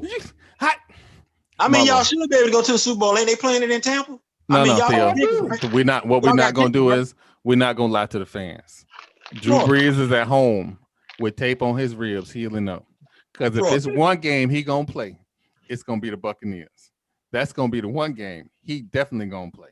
Troy. He may be out the whole playoffs. If the Bucs make it to the Saints in the playoffs, he gonna play that game and light their ass up again, and then go back home and retire and take his job at NBC. Troy, Marlo act like they can't. They gonna get tickets. They all get complimentary tickets. They right there. They can. He talking about they can't. They still going to the Super Bowl. Of course they going to the Super Bowl. Well, in this COVID generation, me and Marlo might get tickets to the Super Bowl. That don't mean we playing. That don't mean we playing. I ain't never been to the Super Bowl. You know what I'm saying? Like, I mean, I don't think they can't go. I mean, they stand just as good a chance of going to the Super Bowl as the three of us stand going to the Super Bowl. You know what? Based on this weekend's performance, I think Marlo need to get in shape and play corner because apparently they need some corners over there. Well, Troy, you might want to go put on a headset because apparently they need a coach over there in Las Vegas. Oh, that's what we doing? That's what we doing? That's what we doing? That's what we doing? I mean, hold on. Y'all can see Troy's face after that comment. That was priceless. Wait, Marlo, I ain't finna act like that. Clearly, we need a quarterback in Pittsburgh. I ain't finna act like that. Maybe I need to go suit up. I ain't finna act like that. I hate you, Theo. You making me defend Ben Roethlisberger. Why? He threw the ball 51 times. Y'all ran the ball 20. Marlo. Y'all ran the ball 20 times. Marlo, you ready? Who's the highest paid person on that team? Ben Roethlisberger. Marlo, you ready? How many times he's supposed to throw the ball? Marlo. And who got the headset? Ben. Who calling the plays? Ben. Who got the audible? Ben. Ben ain't got to throw 51 times if Ben don't want to throw 51 times. And watch this. Why would you throw 51 times when the defense know he gonna go 5 wide? This is what they doing now. You know what I said to myself today? I said, Marlo, watch this. I never thought I'd be able to say this about the Pittsburgh Steelers, but I looked at the Pittsburgh Steelers and I said, I'd be damned. They running the West Coast offense. Like, that's literally what the hell that is. They let running back get the ball 5. Hey, here you go. That's what y'all should be doing in town because your dude's actually out there looking for the ball. But they literally running 5 wide. Linebackers coming in and everything like that. Ben ain't holding on to the ball alone. So Ben like, man, you got me fucked up. I just don't know what happened when you get inside the 20. He get inside the 20, it's like somebody else take over. It's like he turns into a whole different person inside the damn 20. You ain't got to defend Ben Roethlisberger because I'm not finna defend John Gruden. I'm not finna defend him. Correct? I think John Gruden is overrated. Well, we don't. Is one of the most overrated coaches in the National Football League, and I'm so sorry. That's your head coach. I'm gonna go ahead and I'm gonna segue from this because we're gonna have plenty of time to beat up on these coaches later on in the season. But I'm gonna go ahead and start the disrespect segment, and this disrespect segment is gonna be a little different than you normally think. Come on, somebody. So this disrespect goes to the Florida State president and athletic director. Again? Damn. We now have, in the past week and a half, 15 players that have left the team. We've had to postpone games because we don't have enough scholarship players. Well, no, why won't have enough scholarship players? Some of it is COVID. Yeah, some of it is COVID. But the majority of it is your fucking players leaving the program. Woo! You mean we got something coming to Georgia? We got some Florida State talent coming to Georgia? Oh man, I'm gonna have to go check the Georgia Bulldog Bleacher Report. We got some Marlo. Why you ain't tell me we got some Florida State talent coming to Georgia? We know what to do with it. Don't worry about it. That's not. They're going across the tracks to play them. Ooh. They're gonna get more playing time and have a better possibility of winning. We're gonna treat them right over there, fam. We ain't gonna talk trash about them after they finish playing the game. We're gonna treat them just like we treat everybody else. Please believe it. Oh, I don't know if that's a good thing or a bad thing, but we gonna treat him like everybody else. You will be welcome. Yeah. I don't want to hear nothing else about COVID. I don't want to hear nothing else about, oh, well, the last two coaches didn't do this. I don't want to hear that shit because players leaving have nothing to do with the previous coaches. Nothing. Them kids saw what you did to James Blackman on a national scale. And remember when I told y'all at the beginning of the year, this coach best player is in Starkville, Mississippi. And if you really think the Pirate is going to let them get away, that don't look right. Everybody know the Pirate turned average quarterback in the NFL draft picks. So, why do you think that's happened? Well, lo and behold, what happened? Your 5-star recruit decommitted to Florida State. You have one. You had one 5-star recruit, and that one decommitted. So there are things that should be automatic fireable offenses. You went from a top 20 recruiting class to 39. I'm going to say that again. A school that resides in Florida, that is a part of the Big Three, has a number 39 recruiting class with early signing around the corner. But I ain't no Neanderthal. I'm not mean. I understand he got a family. I'm willing to give him a chance. If he pulls off a top 15 recruiting class, he get to stay till April. Marlo, I'm giving if he don't pull off a top 15 recruiting class on December 17th, you got to pack up him, his wife, and his children and send their ass back to Memphis. He got to go now. I'm giving him the same thing they gave Willie Taggart. He got to go now. What's the difference between him and Willie Taggart? His cornrows and his skin color. That's it. Oh, okay. Yeah, okay. I said it. Okay. No, I ain't giving him till the end. Matter of fact, watch this, Marlo. You know how I get in on this. I'm glad for they getting their ass beat. I'm glad they getting their ass beat. I'm glad they getting their ass tore out the frame. You know what? It's peaceful in Tallahassee. Social media, Facebook content every Saturday. It's real crime. Really don't nobody talk but SEC teams. You know, Georgia fans got a little something to say. Florida fans got a little something to say. You know, the U fans talk every now and then. You know, FAMU fans ain't really talking, but we know why. FAMU ain't playing no football. But it is so peaceful in Tallahassee with the Florida State Seminoles getting their ass whooped.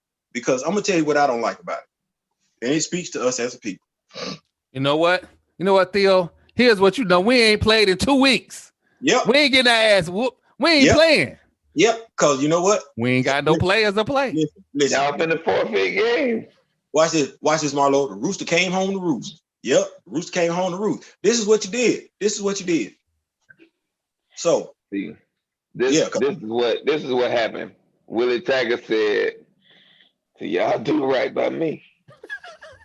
But now, let me talk. Y'all ain't winning nothing. Let's talk about it, Marlo. Let's go ahead and chop this thing up. Because I like what I'm seeing, but we need to get behind it. We saw a brother get mistreated for no other reason than the fact he was a brother. Booster then went out there and said, Booster said something that we shouldn't even be talking about in 2020, let alone in this country. Mm-hmm. But you got a cowardly president who said, okay, cloud AD, okay, all right, you know what? We gonna give in to hatred and we're gonna go ahead and make it do what it do. As my coach like to say, the standard is the standard. If the standard is 6-6, if we too good to be a 6-6 team, the standard is the standard. It is what it is at the end of the day. No, what it is at the end of the day, we're only good enough to play. In 2020, people of color, African Americans, are tired of being made to feel like we're here just for your entertainment. I be damned. We ain't got to do that. Last thing we need to see is that your coach don't know what he's doing. He don't know how to handle the COVID crisis. He don't know how to handle that. He don't know how to coach. He don't. Troy was absolutely right. This was too big for him. But hell, you hire who you hired. You pissed off the other dude who you had, who tried to do something with your program. But hell, it's a damn shame when Texas A&M is outspending Florida State. How the hell that happened? But that's what you let happen. The dude say, hey, man, build up the program. That ain't what you want to do. He took his happy ass to Texas A&M. Now you got, as Troy like to call him, the pirate over there at Mississippi State. I don't know what you finna do with that fool over there, because he like slinging that thing all over the place. Don't think he gonna leave, because I think his thing is, look, I can go over here. I ain't even got to win in the SEC. I just got to look good while I'm over here. I got to necessarily win no national championship. I just got to put my team in national championship contention. So no, Florida State, you got exactly what you deserve. Your racist ass. That's what you get. Period. I'm gonna holler at you. Well, hold on. Is it true that they talking about kicking Florida State out of the ACC? Oh God. Troy, they kicking Florida State out of the ACC? They talking about kicking them out? What I told y'all. Listen to Troystradamus. What I told y'all. The day after prime time, when the Black National Championship, that Florida State Learjet is gonna be in Mississippi. Why, Troy? Why is that what we want? Why we want to keep it? Why we want to do that though? Like, okay. Hold on. I ain't telling you what I want. I'm telling you what's gonna happen. But I'm saying, like, okay, here we go. Because I believe there's power in the word. I believe there's power in the word. And see, we ain't gonna act like people ain't listening. And be like, you know what? He might have something. Let's go ahead and put this change to the side and save it for Dion. I'm not gonna act like that. Hold on. You act like they ain't already doing that. Right. But what I'm saying is, why are we encouraging that? Like, honestly, like this me at the end of the day. This me at the end of the day. We're gonna keep it 100. Me and you both went to school there and everything like that. You know, low key, we ain't got no. We don't wish any ill will toward the school. We really, really don't. Low key, we do like Florida State. And they ain't gonna ever be Georgia to me, but I low key like Florida State. But if we talking about disrespect, this is the disrespect segment. It is. Then damn it, at some point in time, we're gonna have to assert ourselves and get our respect. And the only way you get your respect is by letting somebody know we're not gonna ever do this again. Florida State has had the opportunity to hire more than one minority coach. They've chosen not to. They have boosters that are racist. It is what it is. So if the racist boosters want a white coach, damn me if I win a black national championship, I'm going to stay at the black school. And what I'm going to do, since their boosters have shown themselves to be racist, i.e. unappreciative of me and mine, what I'm going to do at Jackson State, I'm going to do my damnedest to out-recruit Florida State in Florida. I'm going to dry up Florida State, and I'm intent to ruin Florida State. That's what my intention is, to ruin Florida State until an official apology is made. Boosters that conduct themselves in such a fashion are ostracized from boosters. They can no longer participate at Florida State functions. That's where I'm at. That's what we talking about, the disrespect segment. Disrespect will continue until you draw your line in the sand and saying, this is what it's going to be. If not, don't worry about it. Dion need to stay right where he at. They don't need to have access to any of the former players of color that have made that institution what it is. Because low key, let's keep this thing 100. We put Florida State on the map. We put Florida State on the map. Let's keep this thing 100. Didn't nobody know who the hell Florida State was until Charlie Ward was making it do what it do with his fast break offense. So let's put some respect on us. If you don't want to, we ain't got to deal with you. Go deal with your 1- and 2-star recruits that don't look like me, since that's what we doing. Or you can be grown. You can do what 53% of Americans did and say, no more. Get rid of your racist boosters. Do you really need them at the end of the day? Because you can't talk crap about my son because Willie Taggart is me. You can't dress down my son and think I'm gonna ever deal with you again. I might not put hands on you, but I ain't got to deal with you. When we get to that point, we will no longer have discussions about why the Willie Taggarts are getting mistreated as coaches. We won't have discussions about why the Charlie Strongs of the world or the Tyrone Willinghams are getting mistreated. But until we draw that hard line in the sand, this won't be the last time we have a show. Troy, Florida State is where they are right now because they did not do right by the coach who was in place. Had they did right by him, you're better than where you are now. And again, I'm gonna say this one more time. Basketball cannot save your athletic director. Basketball, yeah, baseball and basketball can't save your athletic director because those two programs, track two, those programs, unlike any other programs in the athletic department, are compartmentalized and basically run themselves. Those coaches run those programs. They pick the games they play, when they play, and the players that they go get. So the athletic director really has very limited hands-on with those programs. The only thing he might do is give out the travel budget. That's it. And that's requested by the coach. Damn sure it is. So again, if the athletic director ain't gone, what are you telling? We have the most players in a transfer portal from a top tier football program than anybody in the nation, and it's our own fault. But I'm gonna leave that alone. I'm gonna go ahead and move on to quietly from a Power 5 school. From Power 5 school. So low key, college basketball started, and nobody noticed because on the first week of the season, 11 games got canceled because of COVID. The women's programs had a similar situation. I think they had like 5 or 6 games canceled because of COVID. This COVID thing is real. It's serious.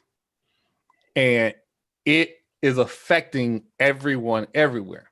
Now, I bring this up to say that there were coaches, Mike Krzyzewski, that wanted to bulldoze their way through a college basketball season because of March Madness revenue that they feel like that they lost out on last year.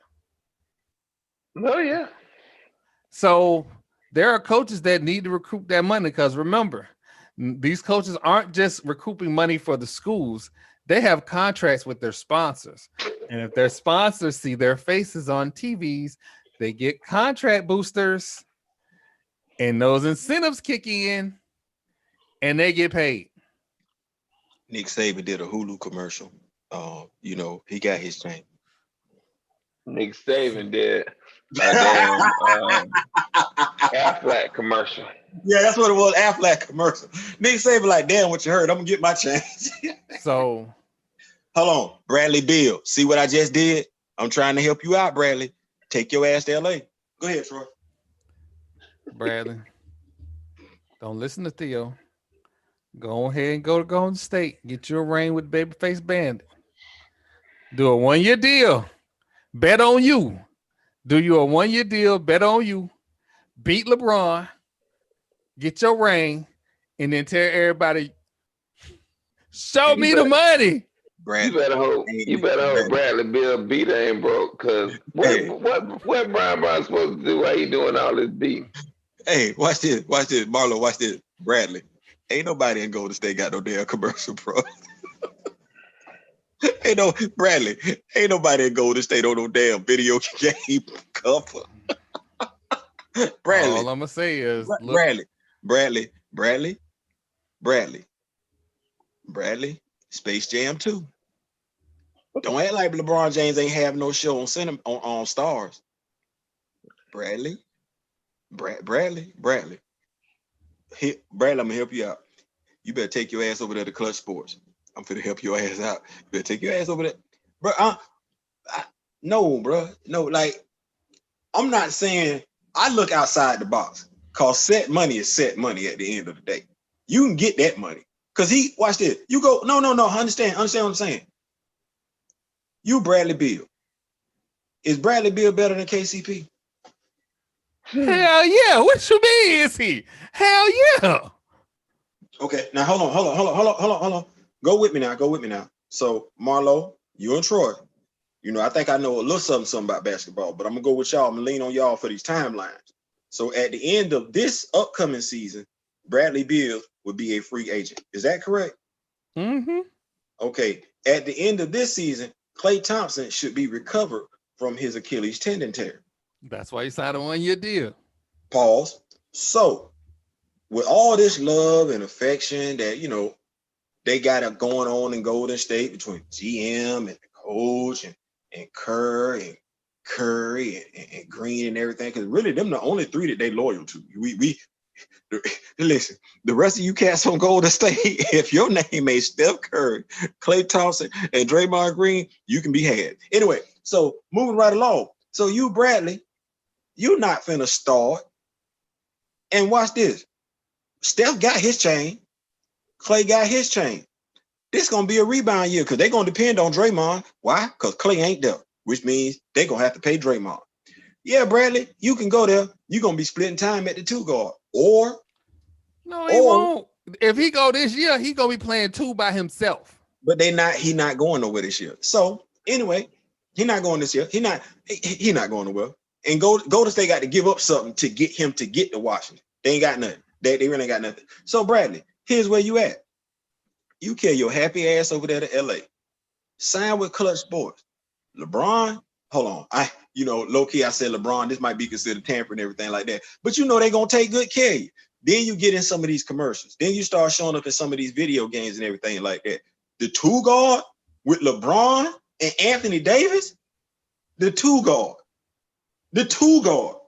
The 2 guard. Do you not know? Wait a minute. Bradley Beal off the ball is dangerous as hell. Goddamn podcast. We always got to be getting LeBron some damn help. We ain't getting no help. I'm trying to help out Bradley Beal. Hold on. Marlo.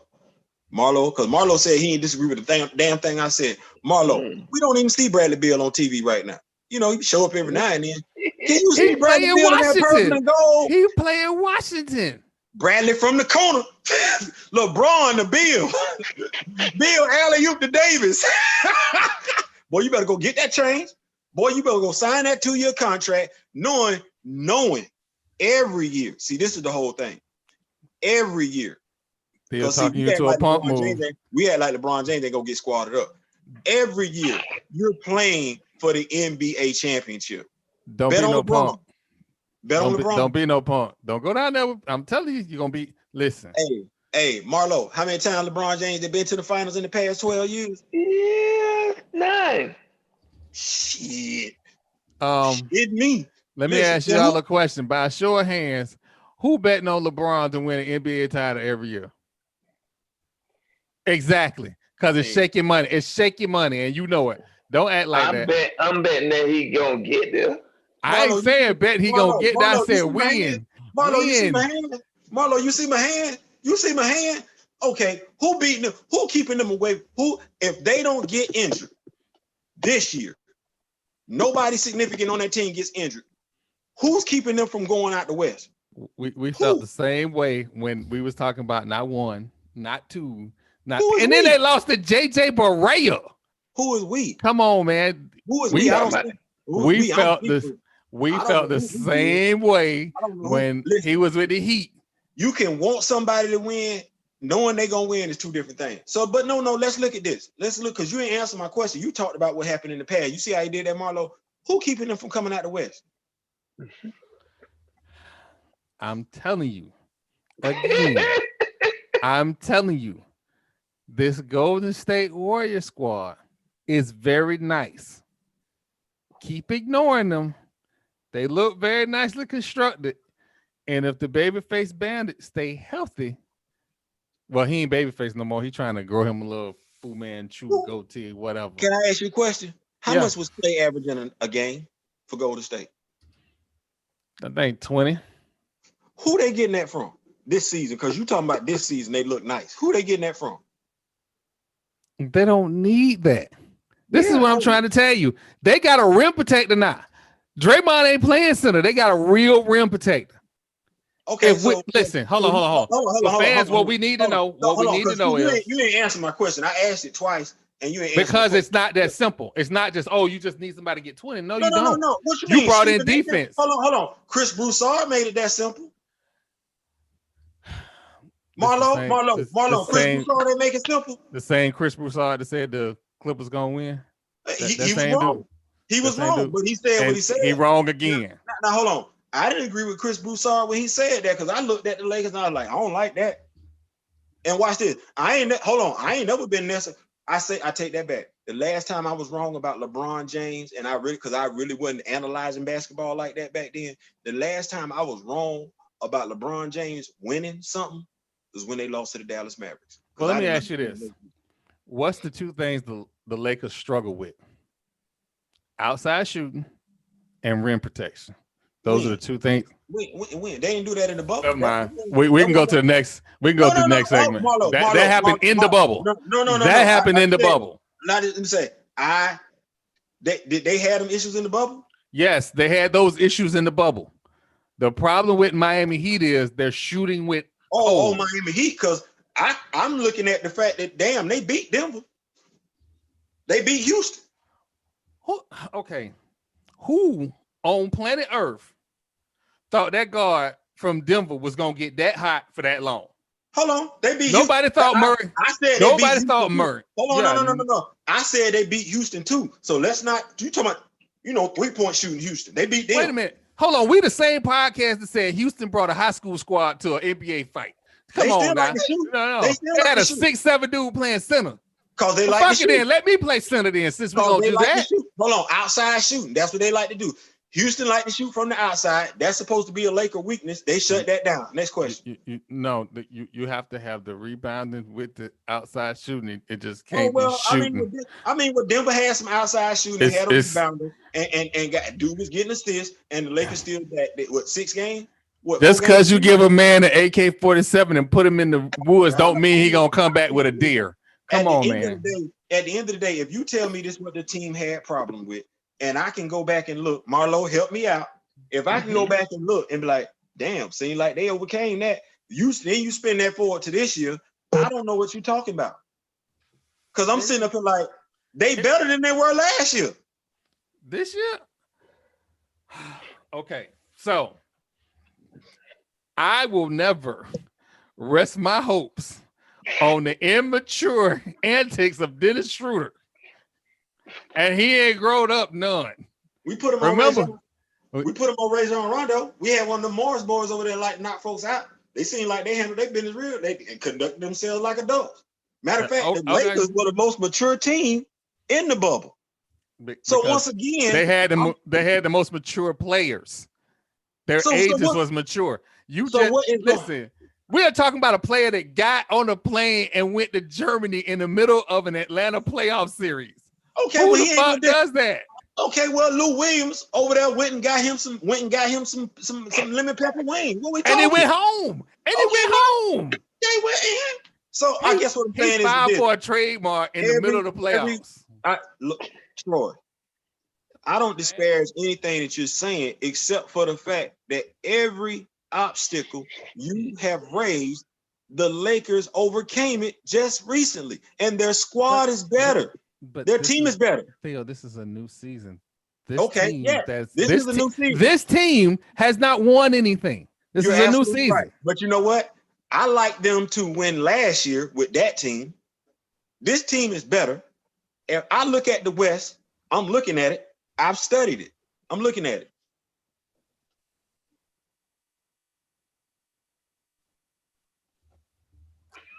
All season moves still ain't done, Theo. You're right, but the Lakers get to make all season moves too. They're not exempt from that. So as I look around right now, the best team in the NBA, the best roster is the Lakers. Now I asked you a question 20 minutes ago. And I answered it. No, I answered it. I just told you 8 different ways. It does not work that way. I like Golden State. You like Golden State coming out. I like Golden State coming out the West. Ooh, Marlo, who you like? See, you could have just said that. Marlo, who you like? I'm gonna say the Lakers. Okay, well there it is then. You could have said that's all I wanted to know. We ain't got to go through all this. Because listen, at the end of the day, it is what it is. You got your opinion, I got mine. You could have just told me I like Golden State to come out. Okay, I don't like it. I don't like it. You go right ahead. I don't like it. With Clay going down. Listen, we've seen this show before. When Clay goes down, Steph got to carry the weight, the load. Yeah, Steph will show out, but at some point, Steph gonna go down. Because he ain't built like that. Because the person that's built like that to carry the load physically is Clay. That's the dude who's gonna guard the best offensive player out on the wing. It's gonna be Clay. And Clay gonna come down and when everybody wanna focus on Curry, he gonna be like, let me hit you for 60. Just to let y'all know how I get down. Because y'all tripping. Y'all disrespecting me out here. He not there. Marlo, I'm hoping you ain't sleep right now because you know, I'm thinking. Marlo will fall asleep anywhere in the middle of a concert. It don't matter. But see, I hear everything y'all saying. We was at a Jill Scott concert. Marlo went to sleep. You know what? I wouldn't sleep. Your eyes are just closed, dog? Nah, I was enjoying the music. Look, he was envisioning it. Never mind. Anyway, so yeah. So one more thing before we get up out of here. Snoop Dogg and the platform. Oh my gosh. Triller are forming the Fight Club League. It's a boxing league. Snoop done got paid. And so Snoop is gonna be announcing boxing matches. And everybody went, well, Troy, why do you bring that up? Because, well, we started off this podcast talking about the Nate Robinson fight. And what was iconic about the Nate Robinson fight was Snoop Dogg's commentary on when Nate Robinson went to sleep. Oh, Lord.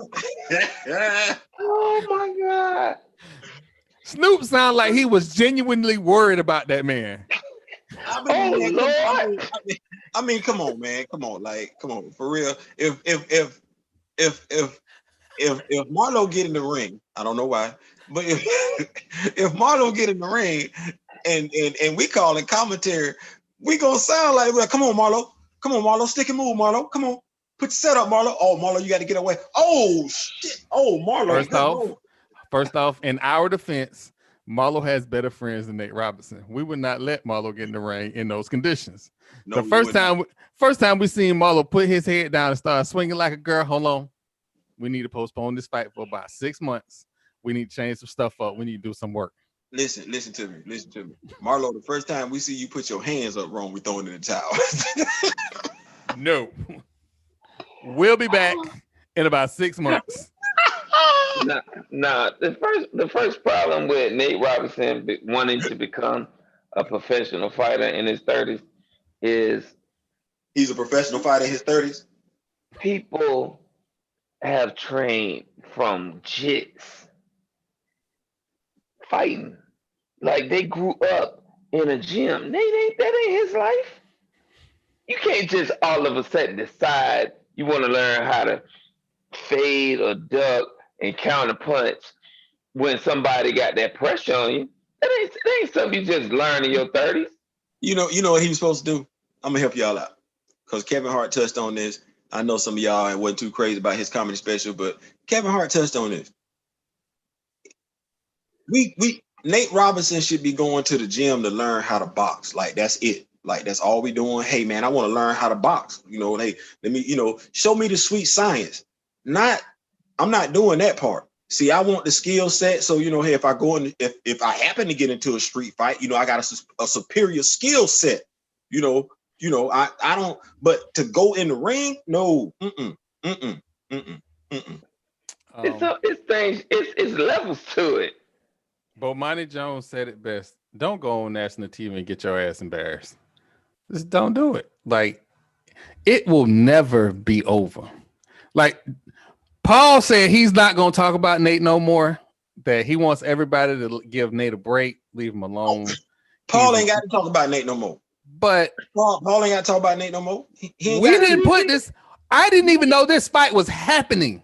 I didn't either. I stumbled onto this fight like, why is Nate Robinson fighting? Wait, watch this. It's all on YouTube. It's all on social media. Memes all over the place. Nate Robinson, until he runs Jake Paul, that fade, Nate Robinson can't tough talk nobody. Because if he do, the first thing coming to that person's mind is, bro, I done seen you get your ass laid out, bro. Even if the person never says that, even if they never utter those words, that is the first thought that's going to come to their mind. And they're gonna look at Nate sideways. Y'all gotta understand something. Nate ain't but 5'8". That's my height.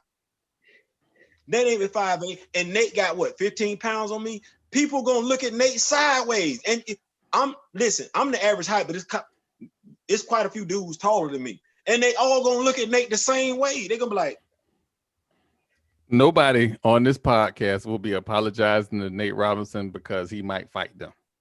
I apologize to Mike off rip. I ain't apologizing to Nate. What he gonna do? What he gonna do? I mean, what he gonna do? Oh my God. First of all, Marlo, I'm gonna keep it 100. If Mike grab me, it's a problem. If I grab Nate, it's a problem. See what I just said? If Mike grab me, it's a problem. If I grab Nate, it's a problem. Why the fuck are you in the same room with Mike in the first place? Have you not been paying attention to the podcast? No, We should never be in the room with Mike. I'm just saying, me for mine, my fighting skill set is don't let me grab you. You see what I'm saying? Like Nate could not let me grab him because it's a wrap if I grab him. I don't want to grab Mike. If I am grabbing Mike, I'm too close to Mike. That's a no-go. It's ludicrous. What was Nate thinking? It's ludicrous. Watch this. I said, no. Watch this, Marlo. I said, Jake don't want me grabbing him. Like it's levels to this. Don't let me grab you. I don't want for Mike to grab me. I don't want that. I don't like how that's gonna go. Mike got a whole professional fighter talking about he got to go talk to his peoples about fighting Mike again because of Mike hitting him in his side. Like I ain't never seen no dude talk about, man, my side, my ribs, so I gotta go consult with my family before I do this again. You normally go consult with your family when you done got knocked the fuck out, not when you breathing heavy. Who was training Nate? This is ludicrous. Who was training him? Did y'all see the Facebook meme when they posted that dude looked like he had Down syndrome? This is Nate Robinson's trainer. Wait, did y'all see the meme where somebody posted Apollo Creed laid out after his fight? Yes. Yes. Like this dude went face first. Hey, is that not the same pose? Oh my God. No, the funniest thing is Facebook has no chill because they put out a little statement. They did a little skit about Nate Robinson at home with his kids. And he was out there saying, go out there and clean that room. You go out there and clean that room. I'm calling Paul over here. Nate Robinson house is fucked up right now. That's what I'm saying. He got toys everywhere. That's what I'm saying. It's different. It's different if a dude it's different if a dude steals something from Nate Robinson. But if I just want to crack on Nate Robinson, if you know what I'm saying, if I just want to Jones on him or something like that, he can't fight me because I cracked the joke on him. Not when Jake Paul is wearing your jersey. This dude is wearing your jersey. Like this dude after he whooped your ass, because I ain't never seen a fighter do no shit like this. Fighters don't normally do no shit like this. Like they don't normally put your shit on. This dude whooped your ass. And Jake Paul talk shit. That's what make it even worse. Jake Paul talk shit. You know, this is a YouTube comedian. This dude walk like a dude. Ooh, ooh, ooh, ooh, ooh. That's Jake when he was dancing with the little cat. You got knocked out by the dude that was just dancing with a damn cat. This is the dude that knocked you the fuck out. And he's wearing your jersey. You can't say nothing to nobody. You got to go train for 2 years. And you got to come back and run Jake that fade. So let's be honest here, Theo. Do you really think he gonna train and try and do this again? He got to. He got to. There's no choice. Theo want to see this dude get mashed up again. It's not a question. It's not a question. This dude is what had Jake just knocked him the fuck out and went on about his business. I ain't having this conversation. You know what I'm saying? Like, hey man, you went in there, you tried. But this dude is wearing your jersey. Now, unless y'all had a side bet where after he knocked you the fuck out, he could wear your shit, I'm good. But if he didn't knock you out, and y'all ain't had this talked about, because, you know, Mike and Roy seem to have a nice little understanding, hey, man, I ain't going to hit you in your face. You know, I'm taking it easy on you. Jake was like, I'm not taking it easy on you. I'm finna knock you the fuck out, then embarrass you and wear your shit. You got to go get that back. And then do a little video with you dancing with the cat doing the ooh, ooh, ooh, ooh dance. You got to get that back. You got to. I'm gonna put Theo in that Get Up group. Theo is officially in the Get Up group. I am the group that don't want to see Jake get. I mean, I'm all about the jokes, you know. So fuck it, I'm with the shits. If you're gonna fight again, I'm gonna be there to watch it. Marlo, what did you say? Marlo, what did you say earlier? We are not leaving the arena. We in the concourse out there. You gonna scrap in the concourse? Marlo, in the concourse. Marlo, let me ask you a question. After I gotta regain my senses about me. They smelling saucing me up. And I was like, where you at? Marlo, let me ask you the question. So after you come to, and say me, you, and Troy, we rapping a taste about it. You know, we talking we be hours. We wake up Sunday morning. We go get some breakfast, some champagne, try and, you know, forget the shit and everything like that. We moving on to the next day. And you having to go scrolling through your timeline and you see this dude with a Tampa Bay Buccaneers jersey on it and it's got Dickens on the back of it. What you doing, bro? And he kneeling with matching. And you know how hard it is to find matching pewter and red Nikes? This dude got on some matching pewter and red Nikes. What you gonna do, bro? First off, y'all act like we ain't gonna be able to eat breakfast because we still gonna be fighting. It is no longer a boxing match. We had to fight now. Where everything everything gotta go.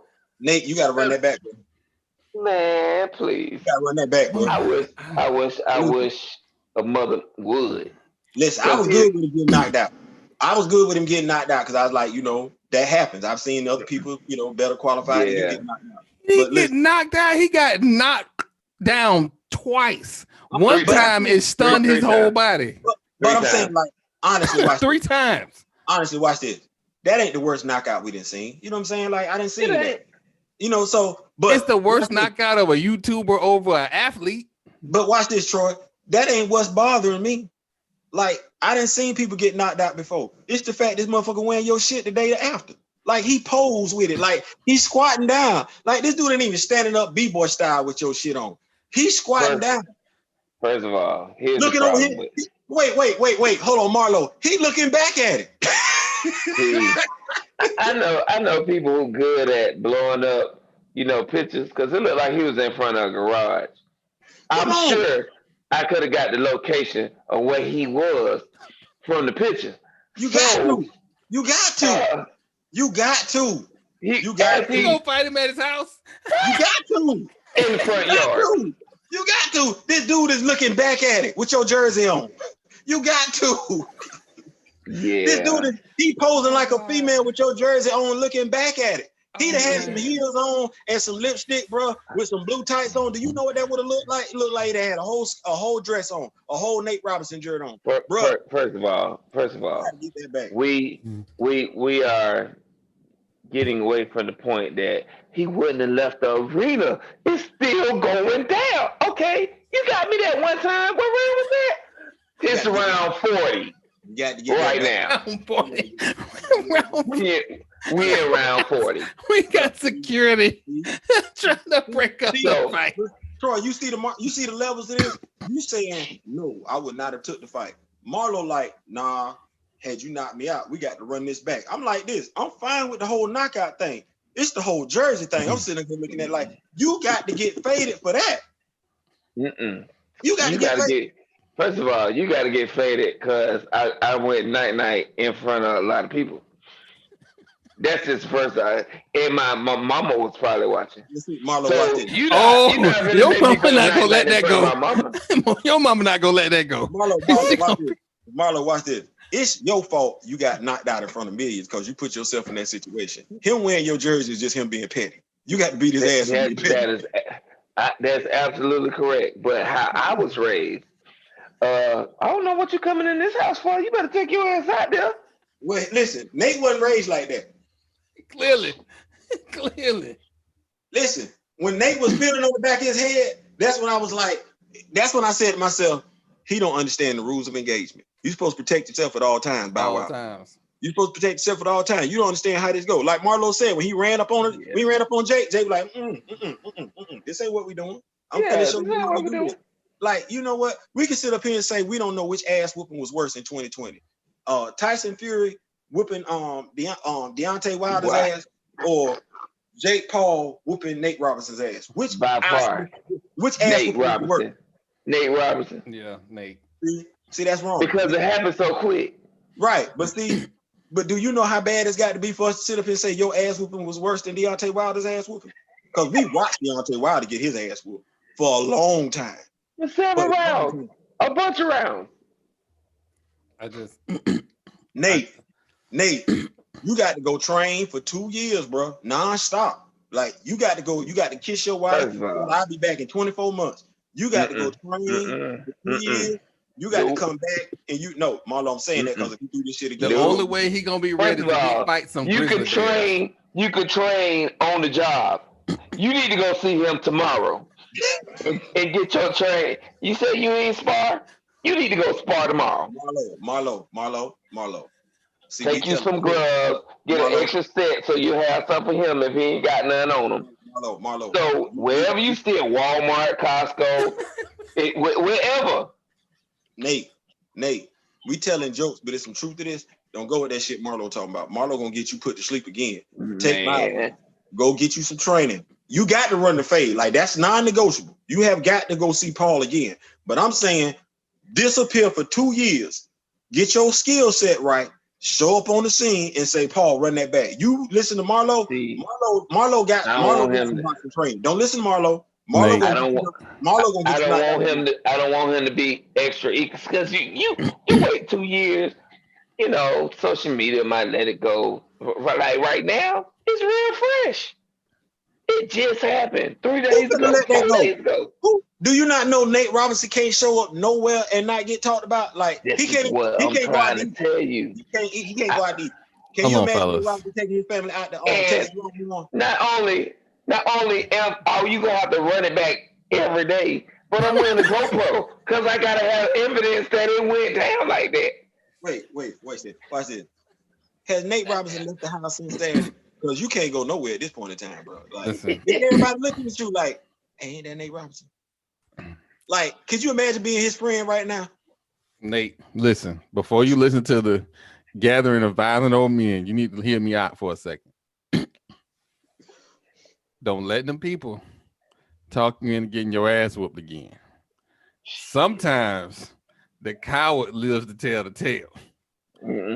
This embarrassment, it may be public, it may be wide, it may be never ending. But you know what you still got? You still got the ability to walk and chew gum. Nate, if you run back into that ring right now, Nate, you may not be able to walk and or chew gum. Nate, listen to me. I'm finna say it the same way Troy said about Tom Brady, the same way I said about John Gruden. Man, fuck Cash Stein. You better go in there and run that shit back. You got 2 years. Ain't nobody trying to hear that shit. You can't come out in public and say a damn thing. You better go get that right. You can't go get no milk. Everybody got to do your shopping for you. Like the only thing you can do is just you can't even go outside the motor yard. You can't. See, neighbor might see you across the street. You can't. Somebody gonna get tired. Either he gonna get tired or I'm gonna get tired. Because every time he see me, it's gonna be one of them things. And it ain't even like at some point he gonna get to the point where he see me and know what it is. Like right now, if Nate Robinson see Paul, he was like, "Oh, he over there, man. What's up? Yeah, we had a fight." Not me. Every time you see me, you already know. That's the other thing about it. This dude don't even fear you right now. Like this dude is comfortable enough to see you walk around you with your shit on and it's nothing. Like no. Like come on. You can't go to the library. You can't go to church. Troy. The dude get behind you in the pew. Hold on, watch this, Marlo. It's going down in the church. In the church, bro. Hold on, Marlo. Watch this. Pastor. Marlo, run that back. So Troy, right now. Troy, you get into you know what? People put up some money and everything like that, and you and Charlamagne the God. I'm gonna say y'all about the same weight class. You and Charlamagne the God get into some shit, fight or whatever for some change, and unfortunate things happen. You go to sleep, and then the very next day, Charlamagne the God is caught, posing with a Fat Mouth Sports shirt on. Like, I'm at the Breakfast Club. 15 minutes after the air, I'm knocking on the door at the Breakfast Club. Like, fuck all that peace and love shit I was talking earlier. You try to embarrass me? I'm at your job. I'm at your mama house. I'm at your church. I'm at your kids' preschool. Wherever it is, it's going down. First of all, you ain't just finna be able to be like, yeah, I whooped that nigga ass. Oh shit, there you go. It's gonna be one of them. Hey, what's the wrestling thing where they be battling all in the street? It's gonna be one of them. Bro, yeah, it's gonna be one of them. That's why I said I'm like this. Like, it's not the whole losing thing. Like, I done had some fights in my lifetime. I done won some, I done lost some. It's just the after stuff that determines how we interact later on. You know what I'm saying? It's the after that determines how we interact later on. Because if I beat you, if I knock you the fuck out, if I put you to sleep, Theo, what was your, we noticed you got him out of there in the second round and everything like that. Well, I was training hard and everything like that. Just so happened I caught him with that right uppercut and everything like that. And that was at the end of the day. Hopefully he gonna be okay and everything like that. I definitely want him to get better. Hey, Nate, love you, bro. Appreciate you coming out and everything like that. I'm going to the locker room. We ain't gotta have no more conversation. I put you to sleep. I knocked your ass out. You out. You sleep. Now I'm taking it to a whole nother, because Paul did an interview right after this. He was watching the whole Roy Jones Jr. Mike Tyson fight, sitting up there casual like, well, yeah, me and the boys and fellas and everything like that. He hadn't really been training. His brother was in the audience capping too. Yeah, so I'm like, I got to get both of them. I just thought about that. Like, his brother sitting there beside him on the cell phone, like they doing the interview. His brother on the cell phone like this, and then the next day, bro, I didn't even know. First of all, where did you find the Nate Robinson jersey? Yeah, what made? Like, that looked official, bro. I'm like, where did you go to get the Nate Robinson New York Knicks jersey? He been out the league for a minute, bro. Like, where did you go to get that jersey? Like, they got that on the NBA. Like, I didn't think Nate Robinson was that dude that he still had a jersey hanging around in the NBA store. Wait a minute, hold on. It's deeper than this. So somebody had to know that Nate couldn't fight in his camp. Somebody had to know. Them same people that let him get in that ring. We already discussed it, Troy. Somebody that snitched and said, "Look, man, he can't fight." They didn't send Jake. They didn't send Paul the video of how he fight. Oh yeah. Oh man, it's deeper than rap. Oh, it's deeper. You know what? You got to fight your boys now. You got to fight boys in your camp. It ain't your boy's fault. Anybody, just like we looked at it, we like, man, first of all, it ain't his boy's fault. You ain't supposed to be, no, it is their boy. No, it is his boy's fault. Now watch this. The only way I'm gonna absolve his boys is if he say, my boys told me not to do this. And I'm sure that was the case. Now, if they told him not to do it, I'm like, okay, then it's on you. But now if his boy sat up there, he like, yeah, man, I'm finna go knock Paul out. Yeah, dog, you got him, cuz. You got him, dog. Go ahead and do that. Then I'm like, no, y'all not his boys, bro. Look at the interview where he capping with Paul for the lead up to the fight. There's a little glimpse of somebody in there. They ain't in there. Yeah, my dolphin. They just back there. I don't even know why we doing this, bro. Can I? Y'all, I got a truth moment. And it relates to Nate Robinson. I'm gonna go ahead and tell it. It's funny. I think it's funny. So, me and the dude cool now. We cool now. So it's 2008. I'm officiating this basketball game. I'm officiating here in the city and everything like that. But I also play.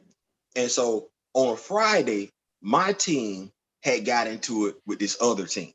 We wound up winning, but there were some words that was passed back and forth. And like I said, 6-year veteran of the United States Marine Corps and everything like that. But you got to know who you are. You got to know who you are. So one of the dudes that I was having a verbal joust with happened to be probably like 6'5", 6'6", 330. Yeah, not fat at all. Looked like he played D lineman. Looked like he would have been the dude that was starting nose tackle for the Baltimore Ravens back in the day. So I'm officiating the basketball game, making me some change that Saturday. His team is playing in this tournament. And so he saw me, I saw him. You know, Troy, how you be talking about two people see each other automatically. They be like, man, fuck it, we just got to do what we got to do. Yeah. So I'm in my referee uniform. He in his basketball uniform. He started talking. I started talking. And the more he talked, the more I talked, I saw us getting closer to each other. Now, y'all know how I say I'm the dude, you know what I'm saying? Like, don't let me get my hands on you. This was one of the Mike Tyson situations where I was like, he don't need to get his hands on me. And so as I was getting closer to him, I had an out-of-body experience. And I said, hey, Gerald. I call myself Gerald when I got to get my attention because Theo don't know how to listen to shit. Theo going by his business. So I said, hey, Gerald. I said, what, man, what? I said, why the fuck is you walking up on this dude? I said, what the fuck is you talking about? And I looked up, I said, oh shit, I done got close to this dude. I said, yeah, this motherfucker is going, bro, when he hits you one time, it's a wrap. Ain't nobody gonna be able to pull this big motherfucker off you. And I said, you got to analyze the situation. I analyzed the situation. I looked around. We're on the basketball court. The other official is on the other side. Can't get to me in time. Ain't nobody close except the closer people to me and him is me and him. We're in the middle damn near the basketball court. Fans on the seat, standing up, looking for some shit to pop off. I said to myself, I said, hey, we can't do this. I said, man, fuck that, bro. I'm here now. I said, I know you here now, but that's the goal, to keep us here now. We trying to stay here. We trying to stay here. Look at me now. We trying to stay here. I said, okay, well, look, I ain't gonna be no bitch, cuz. You know what I'm saying? Like real G shit. I ain't gonna be no bitch. Like ain't nobody finna see me bitch up. You ain't gotta be no bitch. Just don't say nothing else. I got it from here. Shut the fuck up. I got it from here. Yeah. I said, shut the fuck up. Don't say nothing else. I got it from here. So I looked at the gym supervisor. I said, yo. He said, what? I said, it's the bullshit I got to do with, man. Fuck this shit. I don't need this shit, man. Fuck all this shit, man. Fuck all y'all.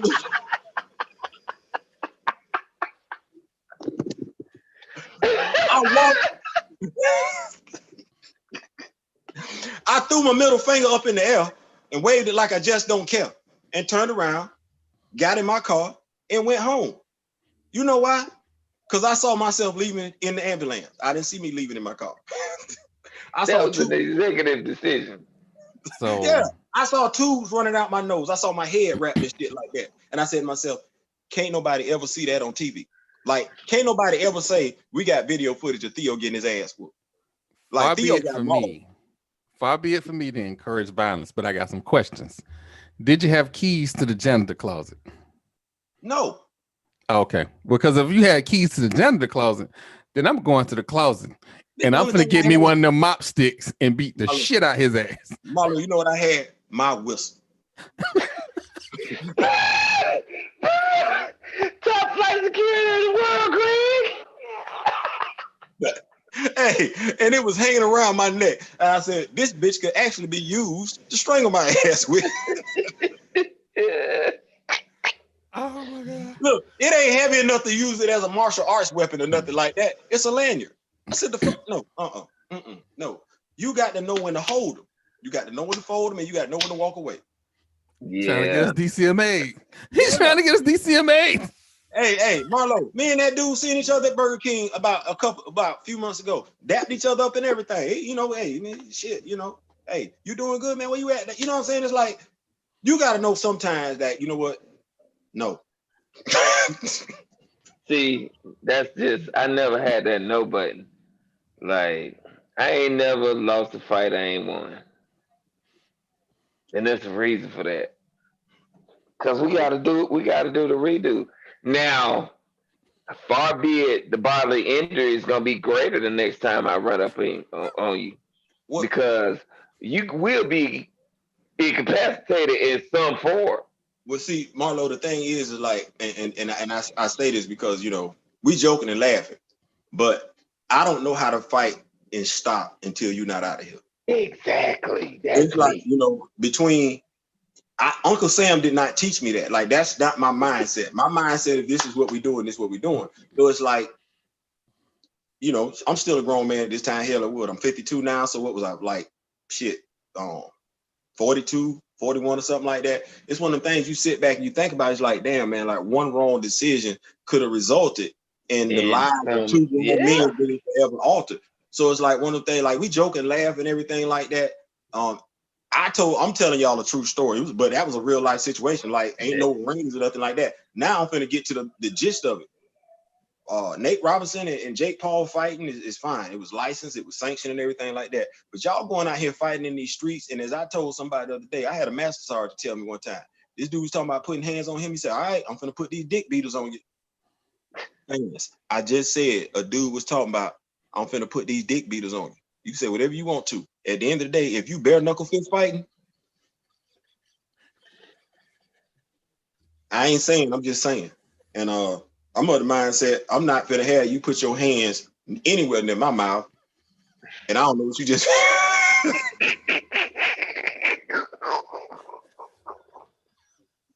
I don't even want the sanitizer. We got to go get licensed. We got to go get sanctioned. I'm finna make some money off of this. Cause watch this. If nothing else, Nate can say he got paid. But what we not finna do is I'm not just finna have you putting your hands in my mouth. I don't know your hands, man. You could have listened. You could have just finished 5, 10, 15, 20 minutes ago letting off a good one. A good one. And now we out there in the street wobbling? No, sir. No, sir. No, sir. No, sir. No, sir. As a matter of fact, as a straight comedian, that's my go-to move when we fight. Hey, man, I just finished jacking. All right. We still fighting? I feel like it's only right that I say that. Sometimes it's okay to go to the trunk and get the bat. I'm just saying. I ain't saying. I'm just saying. Listen, you need to know who you're talking to at the end of the day. You need to know who you're talking to and what you can and cannot do. Me and my wife, because I told my wife, we talking about Nate Robinson. I said, babe, I come from a generation where when we got into a cracking contest, it didn't matter whatever we talked about everything, whether it was old, new, if it was your family, they could be old, young, sick, dead. At the end of the day, she said, not if they was dead. I said, it didn't matter. It didn't matter. Everything was on the table. And you let somebody know, hey, now, if you can't take it, don't start. Because when I start, everything fair game. No, man, no. Don't talk about me then. Leave me alone. She don't believe that. She don't believe that. Back in the day, we either had to crack on each. You either had to know how to crack or know how to fight. Yeah. Or both. Yeah. So, Nate, if you can't come back and what you say? You better get funny. He gonna have to do one man comedy special. He is. He gonna have to do something about this. He gotta do something about this, bro. You can't just take no ass whooping. Like I said, the ass whooping, I'm fine with. It's the fact that the dude is kneeling down with your jersey on, looking back at it, with matching Nike shoes. He got his ass beat for charity. I'm gonna tell y'all charity. The worst part about the whole thing, him getting knocked out, because it's been a many of people getting knocked out in the ring. A many. He don't have no footage of him knocking nobody out. So, nigga, you just missed the knockout man. Get knocked out, man. Look, and the slam dunk footage don't count. Yeah. Like maybe that's they got one out there with him slam dunking, talking about the best dunk ever. Here we go. He can set the record straight like this. He can challenge Jake Paul to a slam dunk contest. I think that's fair. Yeah. No. It is nothing but listen, Nate. I said don't fight him, but you can't do nothing else with Jake unless it's a fight. I don't care if y'all jousting. I don't care if y'all pugilistic. I don't care what it is. It's got to be a fight. Stay away from the MMA because Jake then trained in that too. That is not what you need to be doing. Oh my God, he might choke him to sleep. That's worse, bro.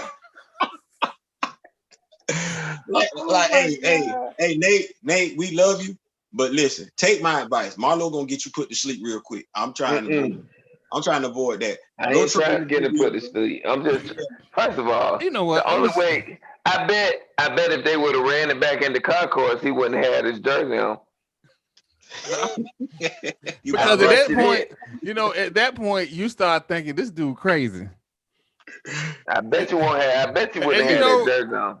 Hey, listen, because when you fight a dude and you beat him and he want to fight you the next day, bro, the Troy, next minute, The same day. the dude got your jersey on, bro. Like you got to get that. Mm-mm. You ain't even got. We would have never got to the jersey part because he was like, "I'm not fin to egg this dude on because I could be at Sizzlers and this nigga run up. He bringing me my food, talking about what's up with that fade." You know what? You know what, Troy? I just thought about something. I was disagreeing with Marlo earlier, but you know what? I'm in agreement with Marlo right now. I just thought about this thing. You got to whoop Jake ass next time you see him. Like, damn the ring. Damn. next time you see, you got to go find him. Yeah, like, no, you got to run up. You got to run up on him, and this time you just don't care. And it's got to be. It can't be about the knockout. It's got to be about the jersey. Because you running up on him in the street. When they ask you, Nate, why did you run up on him in the street? Because he was disrespectful and putting my jersey on. Like, man, if we gonna keep it in the ring, let's keep it in the ring. But you put my jersey on, and I don't know where he got my jersey from. Because hell, even I don't have that jersey no more. I got to. No, the discussion with the police is, Mr. White, where did you get the chair from? That's gonna be the discussion. Because when I get done, it's gonna be chairs flying. Like I'm going all the way in. Oh, you trying to embarrass me now? I'm going all the way in. I'm throwing chairs, rocks, the dang on flower pots that's aligning the dang on hotel. Like I'm going all the way in. Like Marlo, somebody get me. Sure. Y'all, hold on. Y'all see me. Y'all see me. I'm gonna go ahead and do it like this here. Y'all see it. Y'all see this? Let me go ahead and put my number up here. I wish somebody would.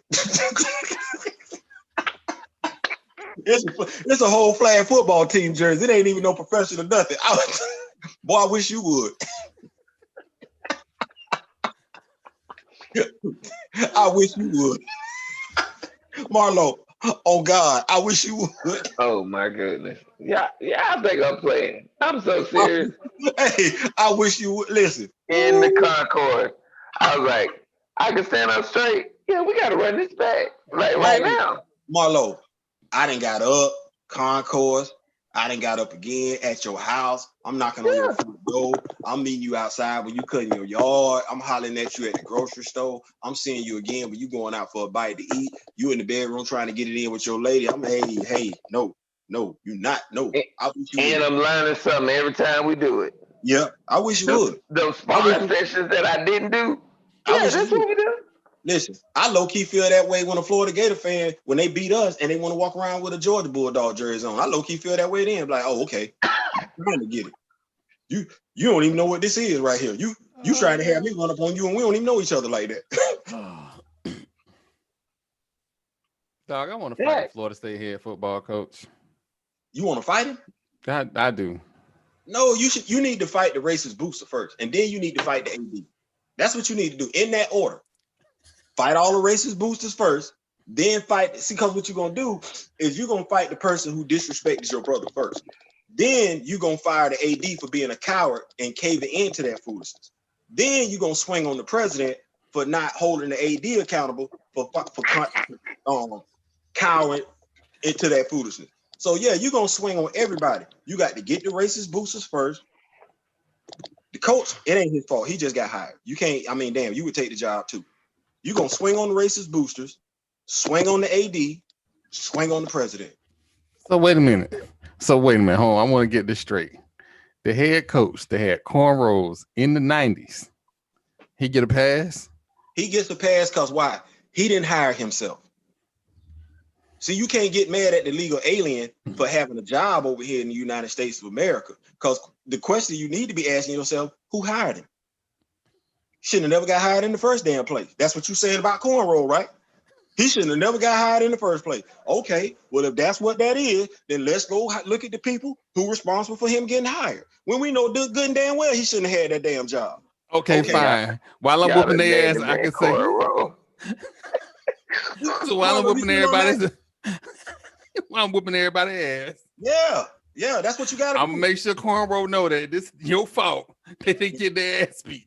No, well, it ain't his fault. He was incompetent day one. They knew what they was doing. They knew what they was getting. He just happened He just happened to look good for the camera. Did you see his interview? Did you see the interview after when they canceled the Clemson game? He looked worse than Adam Gates. Do you know how hard it is to look soft in comparison to Dabo Swinney? Come on, bro. Like those football players should like square you up in the locker room. For real, that's what we're doing? That's what we're doing? Marlo, you have to go back to last week's episode. I think I dug in Dabo's ass harder than Cornrow did. And Dabo still, you know what we all on Nate Paul. Dabo still talking shit this week. This week he's still talking. Wait, hold on. Is he talking about Florida State or he talking Florida about State? He talking about Florida State. Hey, Marlo, you see where I'm at? Who he talking about now? Okay. Because that was a discussion last week, Marlo. He was disrespecting Tallahassee. I'm like, hey, bro, keep Tallahassee out your mouth. Like, don't do that. Don't listen. You mess around, not be able to play no more games up here in Tallahassee. You got to come down in 2 years. You got to come down in 2 years. Hey, look here. Boy, you mess around, come to Tallahassee, have UM fans, FSU fans, UF fans, Central Florida fans, Georgia Bulldog fans, Central Thomasville fans, boy, don't do that. Don't do that, boy. Don't do that. Look, know your enemy and keep your enemy. Don't make no new ones. Come on. Oh my God, ladies and gentlemen. Oh man, this has been fun. Oh my God, this has been fun. But before we end this, Charlamagne, these are just jokes. Keep my name out your mouth. I ain't that dude. I will find you. You ain't got enough security in New York. Man, bump that. I like us over everybody up there. Charlamagne, like I be giving you a pass with the whole crazy Florida thing. The sister chicks sit off to the side. You know what I'm saying? We do have some females in our crew that can handle that too. But yeah, Charlamagne, you and Envy, y'all too light. Don't do that. I've been giving you a pass with the whole Florida thing because every week you want to be running your mouth about Florida. You know what? Please understand. I'm giving you a pass. I ain't got to do that, Charlamagne. You in my city. Oh, that's gonna be the headline. Fat Mouth Sports picks a fight with the Breakfast I'm just saying, Club.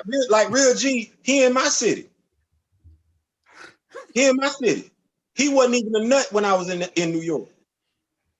I said it. So yeah, man. Oh, keep Florida out your mouth, bro. Like, listen. It's 3 states I don't ever want to hear come out of somebody's mouth disrespectfully: New York, Georgia, and Florida. Keep them out your mouth. Please keep them out your mouth. Like, don't get that twisted. Let that go. Let that go. Well, ladies and gentlemen, y'all already know how I feel.